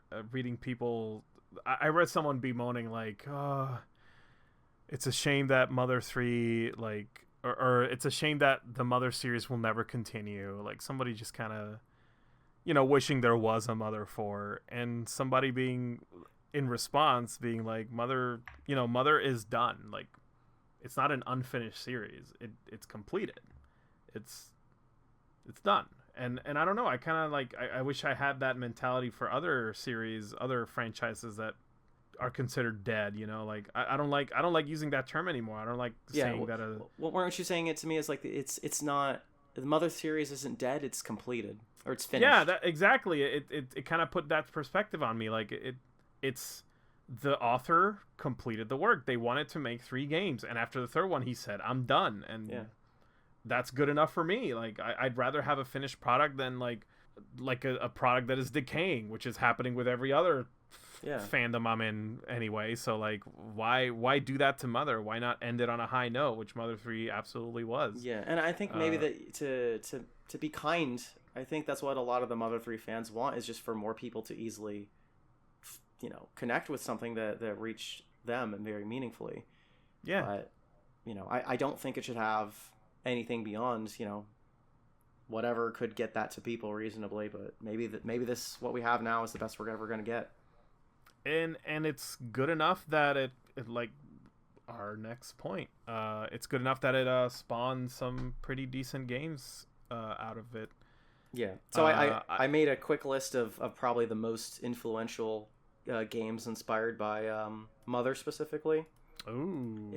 In no particular order, and not this is not exclusive. There are plenty of other good games, but these are the ones that stood out the most to me for some rhyme or reason. But we have Undertale, Deltarune, Lisa, Why Am I Dead at Sea, Hylix 1 and 2, Knuckle Sandwich, Eastward, Omori, Y2K, Yume Nikki, Jimmy and the Pulsating Mass, Space Funeral, Off, One Shot, Earthbound, Halloween. Oh my god. Okay. Can you repeat that, all of it again? More slowly. Undertale, Deltarune, Lisa, Why Am I Dead at Sea, Hylix, Knuckle Sandwich, Eastward, Omori, Y2K, Yume Nikki, Jimmy and the Pulsating Mass, Space Funeral, Off, One Shot, Earthbound, Halloween.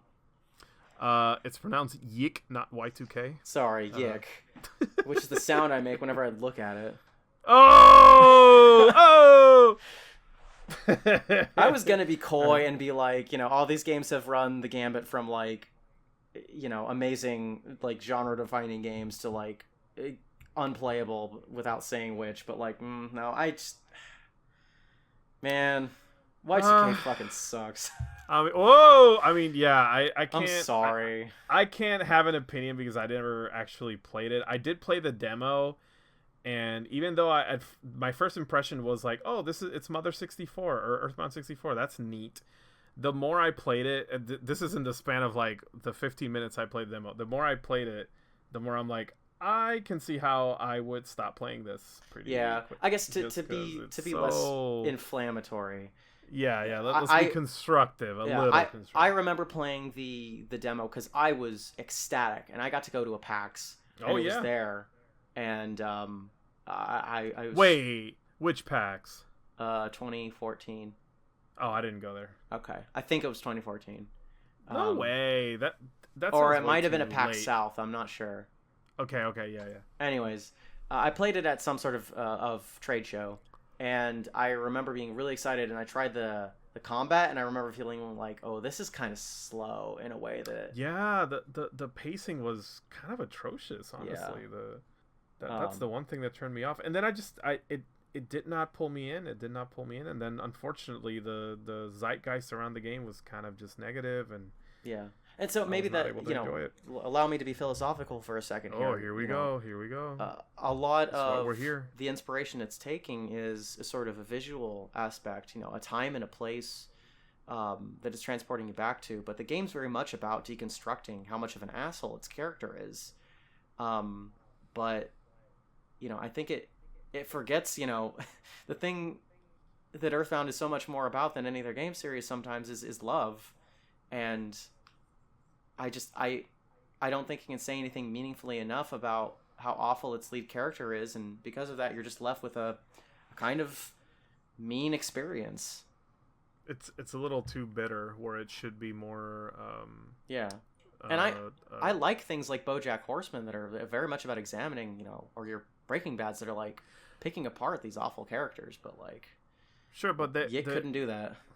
The thing about deconstruction, and I live by these words. The thing about deconstruction is you can't take something apart and not be interested in how it's put together. You know what I mean? Like, deconstruction is only useful if you're examining it. Yeah. And then you want to put it back together. If you just deconstruct for the sake of just, look at all this and then just leave it the way it is, you're just destroying something. So I guess let me ask you this then: of these games and games like them, what are the games that like succeed? What do they have? Well, the ones that come to mind are two. One you did not mention. Oh. Yeah, Moon Remix RPG. Oh, yeah. That one, what that one gets right is the sincerity. It's like, it's irreverent, it's a little goofy, but it's sincerely trying to say something. The thing that stuck with me about Moon is that it's an anti-RPG. It wants to talk about, like... It wants you to touch grass. Yeah. It's like, it puts you in the position of, like, an NPC in a world where you, the player, just, like, raised everything to the ground. And, again, it's, like, giving you perspective. It's giving you, like a different look into what an RPG can be, which again is what Earthbound did for me when I first played it. And then the second game that comes to mind is Lisa. Yeah. Even though Lisa borrows more from the darkness of Earthbound, which I can get into why this sometimes backfires later. What I like about Lisa is that it has that personal experience aspect about it. Like, yeah, and I can tell that this was made by someone who lived through these things and wants to talk about these things. And it's also about like examining these very awful people, but there still is like sort of a love and a sorrow there that has sort of a reflection to it. You're asked, at pivotal moments, like, do you want to forgive people in that game? And it takes a lot of effort to do so. Well, also, what I absolutely adore about Lisa is that it's not being apologetic for these terrible people. What it's doing is giving you the choice to forgive or forget. Yeah, Buddy and Lisa are people that have to survive and rely on themselves, and that's more what it's about. Yeah, but again, like the thing that I love about both Lisa and Earthbound is that they feel like personal experience. I feel like someone made, like we were saying earlier, I feel like a person made this game, and that person wants to tell me something. Yeah. And those things that's what immediately draws me to anything, media, entertainment, film, video game, anime, show, is what is the author trying to tell me? And I love listening to them in the form of what they chose to do, like a game or a movie or a show or whatever. I don't know what it is about talking about these games that makes me super reductive and hot takey. But I think I've cracked the code, Jorge. I think I know what makes a good game inspired by Earthbound and a bad game inspired by Earthbound. I want to hear it. Yeah, no, I want to hear it. The closer to Mother 3, the worse you are. And the closer to Mother 1, the better you are. Oh! I kind of agree. I think, well, the Mother one, sometimes I feel like I was saying earlier, sometimes people get the horror aspects wrong because that just becomes the focus of it. And one example I'm going to give, unfortunately, is Omori. Yeah. I tried to play Omori. I promise I will finish. I want to give it a fair shake. I want to have an appropriate opinion of this game because I do feel like it does have merit. It does have a strength. The art style is great. The soundtrack is phenomenal. No, the soundtrack's fantastic. Yeah. But yeah, I couldn't finish it either. I got past a couple of bosses, and it just. I knew that there were darker moments, and I've seen those darker moments, but like it just couldn't. I think it took so long to really engage with that like it was hard to really. Yeah, that was it. See where it was going. When the things that were when the story beats happened, I was engaged fully. I was like, holy crap, like I want to know what happens. But in between the juicy like narrative bits, I would just get too much padding, and it just kind of broke the pacing for me, and it took me out. Like, I eventually just went like, I kind of forgot what happened, so I don't care. Yeah, I think maybe to put a read on this, where Omori is at its strongest is when it's dealing with the more personal, more vulnerable things. Yes. And I think when it's at its weakest is when it's more about aesthetics and... you know, Omocat's sort of design language. You know, I think that kind of weakens it sometimes when it feels a little bit more like... I say that I love this show, Bee and Puppy Cat. When it feels a little bit more like that sort of style of humor, I feel it's not really doing or saying as much. No, and I'm trying to be as constructive as I can here, because like it's an impressively made game, and I feel for the people that, you know, try to make something happen. There's something there. Like, some people, it's their favorite game, and that's not nothing.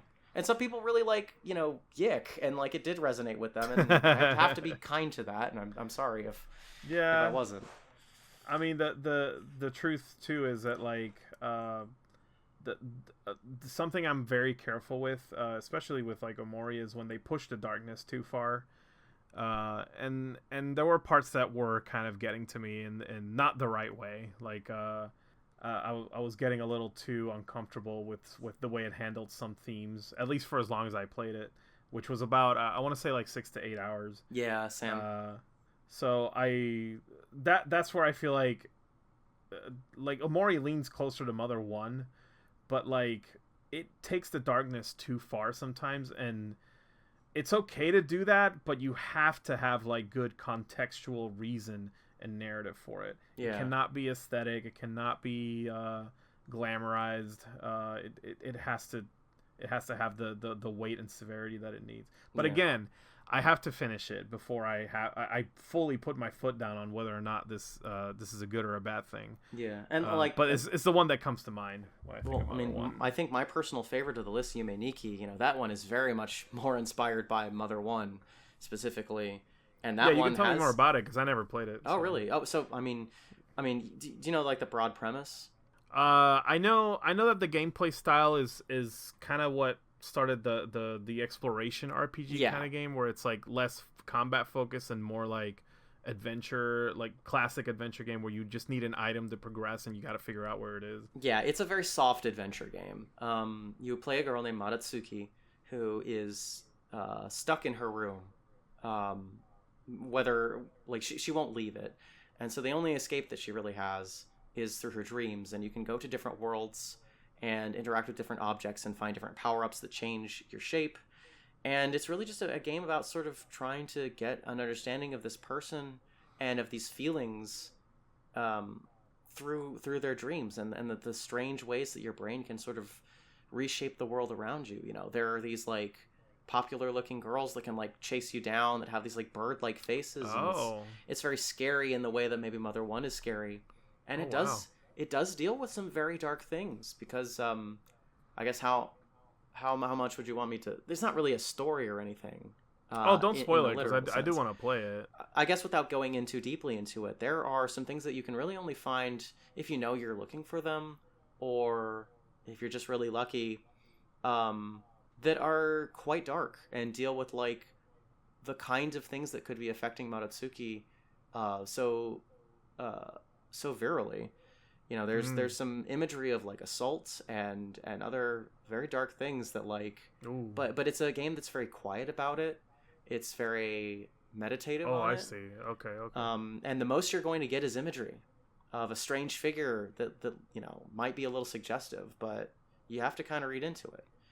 All right, I'm excited to try it out, because I remember the original Lisa was a lot like that. Yeah, and Lisa the First very much takes more off of Lisa Yume Nikki. You know, yeah. You know, One Shot very much more inspired by Yume Nikki. Oh, One Shot! Holy crap! Yeah.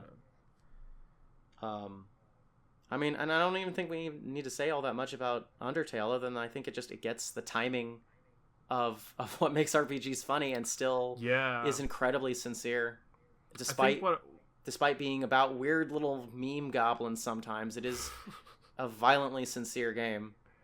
I think what I like about Undertale the most is that it condenses the RPG experience to like it kind of it kind of defined what modern RPGs are going to be, in my opinion, where it's like just condensed down to like what the meaty parts are. Yeah. Like it's basically the boneless chicken of anime, or I almost said anime, of JRPGs. Like the bones aren't even there. It's just meat and sauce, and it's crunchy and it's perfect, and you don't need to like eat through the bone to get it. It's just served in front of you. It's something that I really appreciate about Undertale and Deltarune is that like you can tell that Toby Fox has, well, and I feel like Toby Fox is like a modern day Shigesato Itoi, because you know he in the sense that like he's very multidisciplinary. You know, he did music and art and I see what you're saying. Yeah, okay. In the sense that like that's I think why it's able to get it is because Toby Fox has a range of interests and talents, and I feel like he's played enough RPGs to really know exactly what the beats are going to hit at, where that expectation is going to lie, and how to pull that rug out from under you and make it into a joke in a way that like so many people will make, you know, your like, oh, this is a deconstruction of visual novels or dating sims or whatever, but like no, this is still just an RPG, and Toby Fox knows exactly what makes it tick, and it's fascinating to see that just get played with. And Undertale, Deltarune, I'm not sure yet because it's not done. I want to see where it goes, because I think it's gonna have a lot of things to say, but it's too early to say. Yeah, Deltarune, I don't wanna really kind of talk about too much yet, but Undertale for sure. I feel like best thing it does is it creates like the ultimate like brief and to the point RPG experience. Yeah. And it makes and it has the writing of Mother 2. Like it has that sense of humor, with a little dash of like modern internet humor added into it. So it definitely took inspiration from Mother 2 in more ways than one. You know, without saying too much, you know, I think I'm excited for more Deltarune because I think it's really about evaluating like what does choice actually mean in a game. Oh, I hope that's what happens. Yeah, because oh my god, I have a lot to say about that, but I don't want to. Because chapter 2, some shit happens in chapter 2 that blew my mind. Yeah, and I still don't know how to process it. But yeah. So I guess, you know, all of these games, you know, they pull so much from Mother, you know, and some games are even iterating beyond that. There are games that are like Yume Nikki now. There are games that are like Undertale now. So what is the future of Mother? Ooh. And are we so bold as to continue that series? I mean, I think we already answered that. The answer is no. But yeah, for you, Jorge, what's the future of Mother? I think Shigesato Itoi was kind of I'm paraphrasing, but he's quoted in saying that like the next Mother game is not going to be made by me. It's going to be made by someone else. Yeah. And much like the boss at the end of Metal Gear Solid 3, many people misinterpreted these words, but also I'm not going to say misinterpreted. I think they interpreted it in like their own way. Some people believe that what he means by this is that, well, people will be inspired by these by the Mother series and go on to create their own thing, and it'll be the new, you know, to somebody else this will be their Mother experience. And then some people took it more literally to mean like, oh, he wants the fans to make Mother 4. You know what I mean? Mm-hmm. Yeah, I think that there might be something to like the Mother 4s and the oddities and whatever they're going by these days, but like I think it'll be in a game that isn't so dry. I feel like those could be good, but I think it'll be a little less obvious. Yeah, I think actually speaking of oddity, like I am glad they dropped the Mother 4. It's so much stronger that way, being its own thing. Yeah, like it should have been its own thing from the beginning, because that's kind of like what the next Mother is going to be. It's not going to explicitly be called. And it's like if you know, you know. You know, if why? You know, and also I'm more interested in like the new experience. Like, well, tell me about your story. Tell me what you want to say. Don't make it like, oh, this is what Shigesato Itoi would have said if this happened, which is what I don't like about the like continuing the series approach. Yeah, it'll hide its influences more. I talked about Toby Fox, and he got his start on Homestuck, and that very much is like, it's called Homestuck for a reason, in the same sense that it's Earthbound, Homestuck. So I guess my advice for the future of Mother is just hide your influences better. I guess, like, well, I'll take what you said and interpret it this way. Please. I think it's less about hiding your influences and more about adding a more of yourself. Yes. Into what you make. So the reason I prefer Oddity over Mother 4 is that when I read the words Mother 4, you're asking me to have, unwittingly, you probably don't do this on purpose, you're asking me to have a certain expectation when I go into this experience.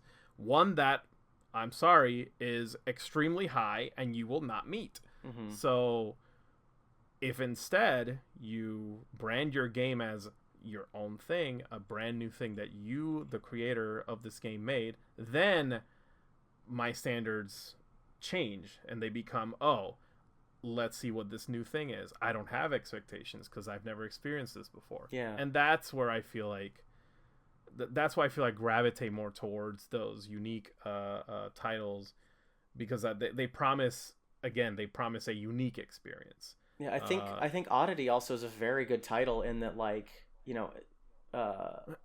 it's pulling you, like, there's some like David Bowie stuff going on there. You can kind of vaguely tie it back to Earthbound, but it's not so direct, and you can kind of you can see other influences in that title. Yeah. So I'm excited for that. That's what I want. Yeah. I don't want. Please don't do Mother 4. You can't. You can't. You can't. And if you shouldn't. do, you're gonna get it wrong, because it's gonna be.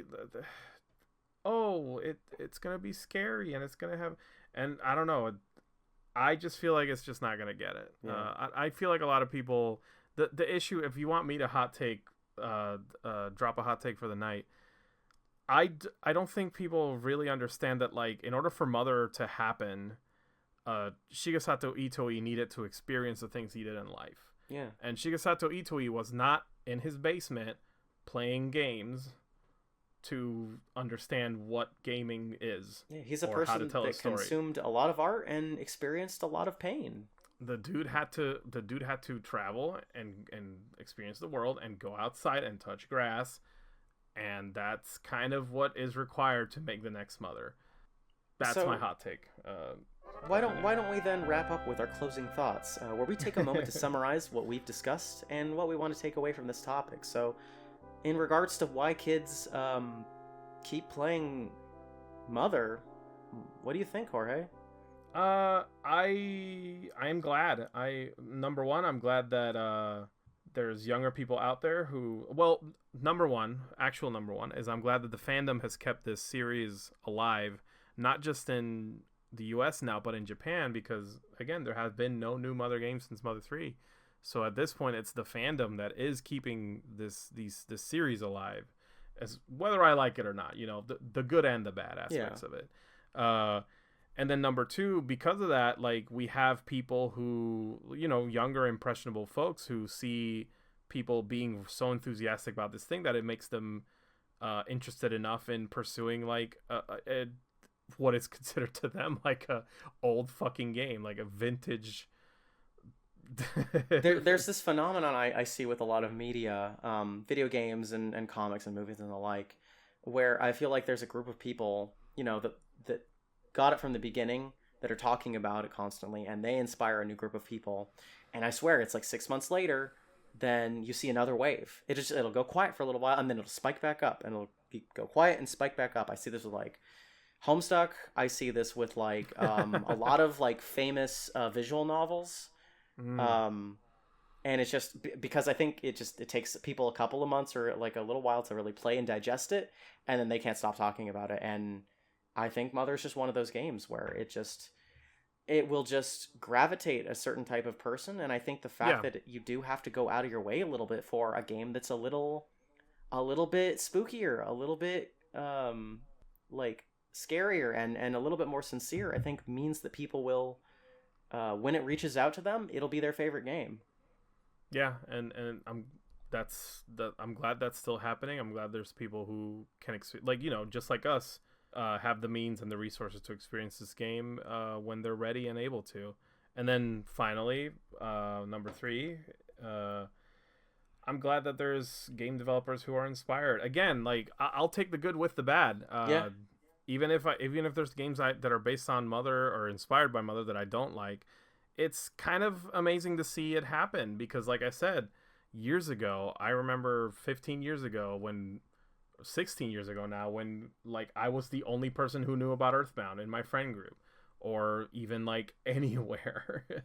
And I do kind of miss those days a little bit, but for the most part, I'm glad it's changed. I'm glad that it's influential enough to give us some other memorable games now. Yeah, that us and future generations can enjoy. Yeah, it's so wonderful. Like it's so wonderful to see the games that are now inspired by Hobonichi and now Undertale, and there's going to be a moment where like a game is clearly inspired by Undertale that is just evolved so much beyond that now the next wave of games are inspired by that, and that's never really going to stop as long as we're like being sincere about art. All I ask, if anyone that's younger is listening, all I ask is if someone tells you, "Hey, you like this game? Let me recommend you another game that inspired it." If someone does that to you, listen to them. Yeah, please. Yeah, don't just be like, "Who cares?" Like, no, please. Yeah, the best thing you do is play and love Mother, and then play something else. Yes, or and then go the fuck outside. This is how you build. Yes, this is how you build more experiences. This is how you develop a palate of taste. This is how you develop like a love of gaming. I don't mean to get all passionate about it. But no. Let's go straight into the rec room where we recommend something inside and outside the world of gaming. Wait, Kyle. What? I'm sorry, I don't mean to interrupt your very nice segue, but you didn't. I don't think I heard your closing thoughts. I mean, I bounced off of yours, but like in the sense that like I think kids are just drawn to the sincerity of it. I think there's always going to be these waves of people that are iterating or talking about it, and I don't know. At the end of the day, I'm just thankful that like that tween at MagFest was able to find something that personally resonated with him, and he's gonna go and consume more art and become his own person and maybe create some art along the way, and I think that's really cool. So I like that. I think like, listen, kids of all eras and all ages will be doing some dumb stuff, but I am appreciative of the fact that there is a connection point between me and younger folks. Yeah, thank goodness for that kid. That melting your cold heart. Yeah. Thank you, random kid as Ness. So yeah, let's recommend some stuff inside and outside the world of gaming. All right. Maybe it can tie back to our panel. Doesn't have to. Here we go. Jorge, what's something related to video games that you'd like to recommend? Related to video games. Okay, I'm gonna try to keep it a little bit like in topic. There's two quick recommendations I want to make for games. This is a game I've never heard of until recently called God on the Super Nintendo.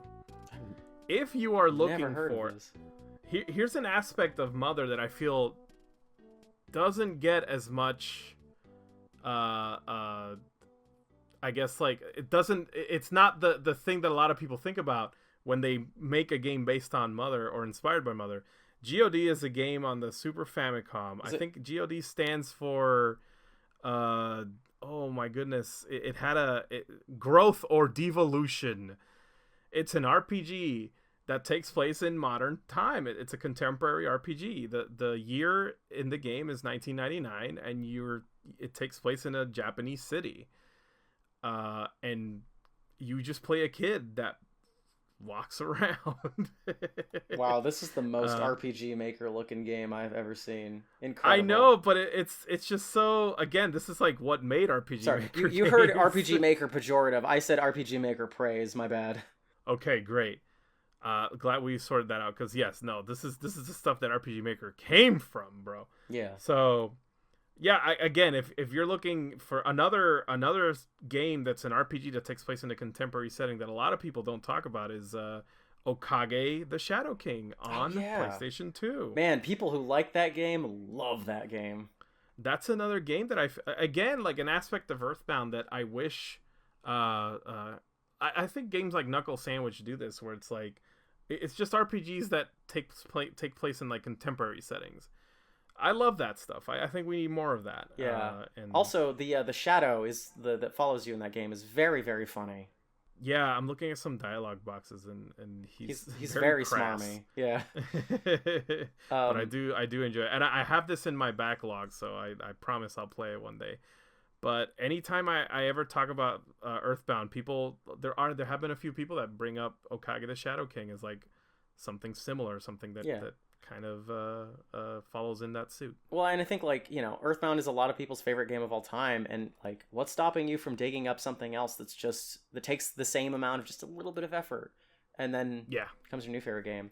Similarly, I think a lot of people still haven't really sat down with the Dragon Quest games, and you can't have Earthbound without those, and I think the remakes are probably a great place to start. We mentioned it earlier, but like Moon Remix RPG, I think that gets you a divergent point where that's all ex Chrono Trigger and Super Mario RPG people, and that's the start of Lovedelic and what's the development team for Chulip? Oh, yeah. But I feel like that's like the splitting off point where if you really truly want to appreciate like Undertale Deltarune, like you got to play both Earthbound and Moon. Chulip was directed by Yoshiro Kimura, a former employee of Lovedelic. That's it. Okay. And finally, there was a recent fan translation of Linda Cubed, and that's a contemporary RPG it's a little bit darker, but it's got a lot of like really, really good humor. And it has a lot of like meta breaking stuff where like you meet your childhood. Me about this. Yeah. It's like you meet your childhood friend Linda, and you've just started the game, and she's like, I don't know if you're ready for this, buddy. You look like you're level 1, and I need you to be at least a level 3. And she's talking to you literally, but it's like, so. Oh goodness, I love this character designer, by the way. It's so good. This is such good art. So I think there's a lot of contemporary or meta RPGs out there that are not Earthbound, that are just ripe for the picking. Or sincere. Like I say Dragon Quest because that is an extremely sincere series of games. Yeah, so the interesting thing about Earthbound that makes me think about, it's something I think about a lot, is like this game would have been in obscurity if not for fandom, not for people being vocal, not for Smash Brothers constantly reminding us of it. I like imagine all these other games that are just as good, if not like equally as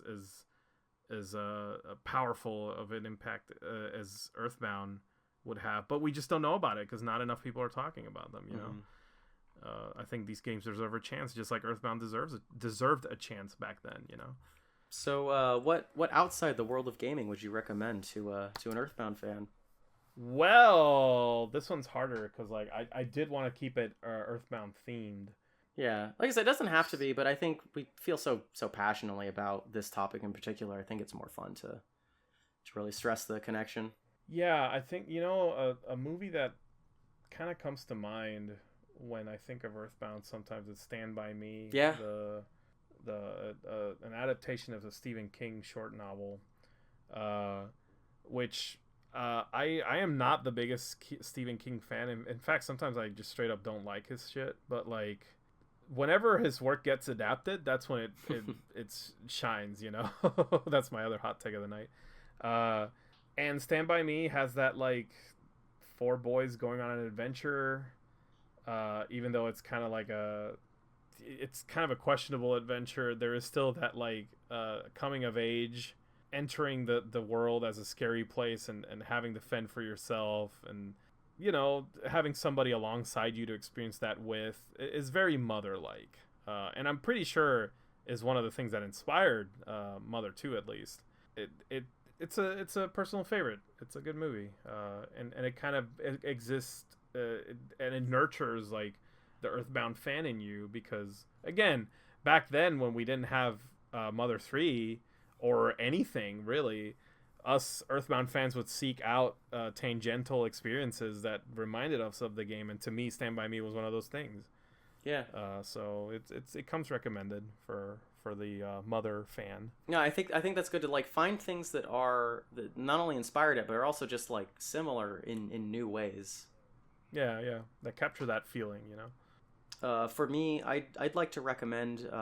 There's a playlist on Spotify by someone named Geno7 that compiles a ton of music that were either direct inspirations or things that were sampled in Earthbound, and it really gives you an appreciation for like the musical hooks that they use and very directly are using, but also just sort of the era of music at the time that was inspiring. Keiichi Suzuki and Chip Tanaka, and so this, especially like the Beatles song, well, not the Beatles, but the John Lennon song "Mother." Like you listen to that song after having a lot of deep, hard thoughts about Earthbound and the Mother series, and just hear John Lennon like basically just kind of crying about how like the split between his mother and father, and kind of the loss of parentage that he's wanting, is very much something that carries throughout the whole Mother series. And this has a lot of tracks from Randy Newman, Brian Wilson, the Beach Boys, Frank Zappa, and even Nirvana, which you cannot get Geiges music without Nirvana. No, I guess not. And it really just gives you an appreciation for like so much of what made Mother without. That's cool. Yeah, just through music. So, but there's a lot of like a pop culture influence in Mother 2's music, specifically like American pop culture. So I think it's important to expose yourself to that too. Yeah, beyond just like hearing the sample and the where it came from. Like I think actually listening through a lot of these artists will really give you a breadth of inspiration. Yeah, good shit. Well, there's been a lot of heavy topics, a lot of hot takes, but I think I'm ready to stumble my way into the question zone. Welcome to the question zone. Get ready.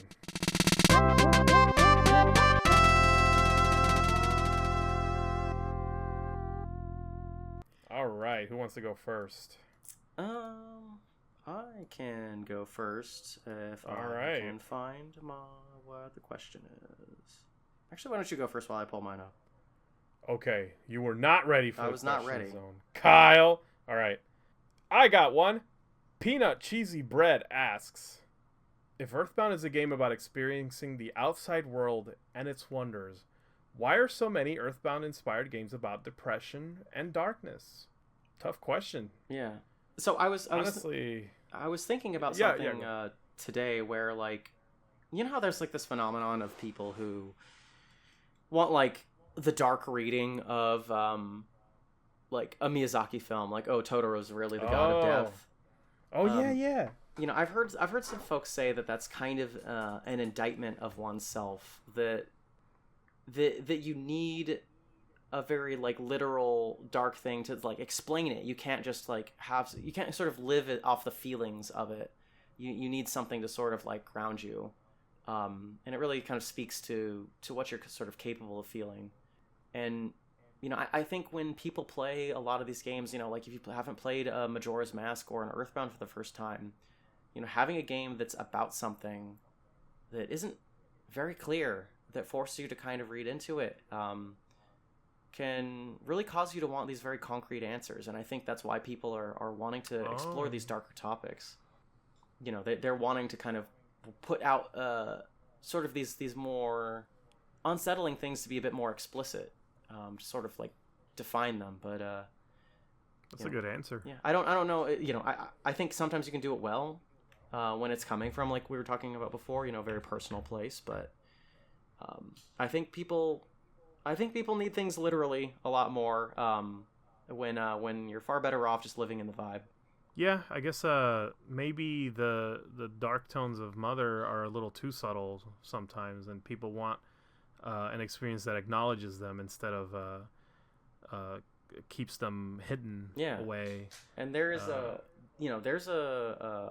when you're in the deep parts of fighting Gygas, like there's a euphoria to like seeing how crazy and dark and sick and twisted it can get. And it's interesting because like I'm more on the opposite end of that, where I feel like too much focus on these things diminishes whatever message you're trying to say. Yeah, say if less. If your inspiration is in fact Earthbound, then I feel like it should carry with it the optimism and the positive aspects of it as well, not just the negatives. Or at least like don't overrepresent one over the other. Yeah, it's such a fine balance too, that like even just a little bit too much darkness I think can really overstay its welcome. That's such a hard thing. It is, when because you're exploring like these topics. I'm also kind of asking people to like balance each other out, because like sure we can have like the more darker games while still be inspired by Earthbound, which is not necessarily a game about darkness and sadness. But then how many, I guess my point is like how many of those should we have, or how many of those can we have? And it feels a little unfair, because then I'm basically saying, okay, stop making this. Stop telling me the story you want to say. Well, and like you won't know if you're qualified to say to talk about a dark story until you do, and then it might not land well, and that's the risk you have to take. Or the other way around, which is kind of what does bother me at the core of my issue is not being qualified to tell a story about happiness or optimism. Why does every Earthbound inspired game have to be like focused on depression? Which it's a valid thing we should talk about and needs to be communicated more. But like that's not what the original Earthbound was inspired by. In fact, quite the opposite. It's a game about finding joy and love and little things around you in life, and we keep saying this over and over, but going outside, the real recommendation is touch some grass. I know, and not to say that like mean-spiritedly, it's just that it really, like, this game that inspired everybody came from that. So like it's important to keep those things in mind. It's important to value that as well, not just the cool dark, not just the final battle with Gygas. There's an entire game around that. What happened to that? You know what I mean? Yeah. Like I guess that's my answer. That's fantastic. Well, our second question is from David Bunch, who asks, if you could change the secondary market for video games in any way, how would you? Oh boy. Which I think relates quite well to Earthbound, considering. I would ban all collectors. I would just make ROM rentals a thing, honestly. Like, we talk about some of our favorite memories, or like just digging through the SNES 9X. Man, I wish I could just wait 2 weeks and sign up to my local library and just get like Secret of Mana or something. I think making games more accessible should definitely be, and not just physically, because I think if I could change anything, it would be like this obsession with ownership over actually engaging with the product. Like, I wish we could culturally shift towards like what we do love about games, instead of like just seeing them as a status symbol or as a peace of mind kind of thing, rather than what they actually are, which are like experiences contained inside of like these devices. Yeah, the art of the game is the play, and I think people should be allowed to like collect, weird physical ephemera, but I think unfortunately that just kind of like it comes at the expense of people being able to experience that. Yeah, and it's over. It's kind of a you want to talk about capitalism. It's like part of the problem with consumerism today is this idea that like the only way to engage with art is to purchase it, is to put money towards it, it's to like have it on your shelf, it's to say that you own it, to let it be like a statement that you have this in your possession, instead of at any point do you plan on playing this game. Yeah, like, it's so much more like Earthbound is DIY, you know. Earthbound is DIY. We're gonna say the joke, like Earthbound fan plays it for the first time. Yeah, I mean, there's a little bit of truth to that. Yeah, maybe I ought to sit down and play Mother soon. But it kind of touches on that whole thing where it's like, the reason Earthbound is so expensive now is because supply, a lot of people didn't buy it back then, so there's not a lot of supply in the US, so people who do have it now are just gonna keep it and not play it, and just it takes away the experience from other people to be able to play it. But again, we have ROMs. It's fine. Yeah. We can just let's not be narcs about this. Go download a fucking ROM. Go download a fucking emulator. Yeah. Play Earthbound. Get yourself a Metroid or something. They're great. Or not even that. Your own PC runs emulators just fine. Yeah, if you've got a nice use your high refresh rate screen to accurately get the timing right of Mother 3's attacks. Oh, that is important, yeah. I'm sure. I wouldn't be surprised if the Steam Deck plays that quite well because of that, since it's built in. But yeah, all I'm saying is like game collecting. Oh, we can make a whole episode on that because I have a lot to say about that. Well, if you have any questions, you can contact us at brainlordspod@gmail.com. But this has been Brainlords. You can find us on Twitter at brainlordspod. You can find me on social media as Cute Monster Props, or my website, cutemonsterprops.com. Jorge, where can they find you? You can find me in my bed, crashing at jmanvelas on Twitter, Facebook. Do you remember Tumblr? Tumblr, DeviantArt. Holy crap, Newgrounds. Find us on starmen.net. No, on starman.net, I'm Kai Getsudo. I still have that name. That used to be my old weeb name. It used to be my handle everywhere, too, until I changed it, because Nina Matsumoto told me, oh, I thought you were Japanese, and that gave me eternal shame and made me want to crawl in a hole. So there's a little bit of Jorge lore. All right. I'm trying to remember my vocab for I'm embarrassed in Japanese, but I can't. So, but if you want to listen to Brainlords Pod, you can find us on YouTube and all other places where podcasts are born. Thanks for listening. And in lieu of our usual outro phrase, I'll miss you. No crying until the end. Mm-hmm. Goodbye, everybody. Bye. I miss you.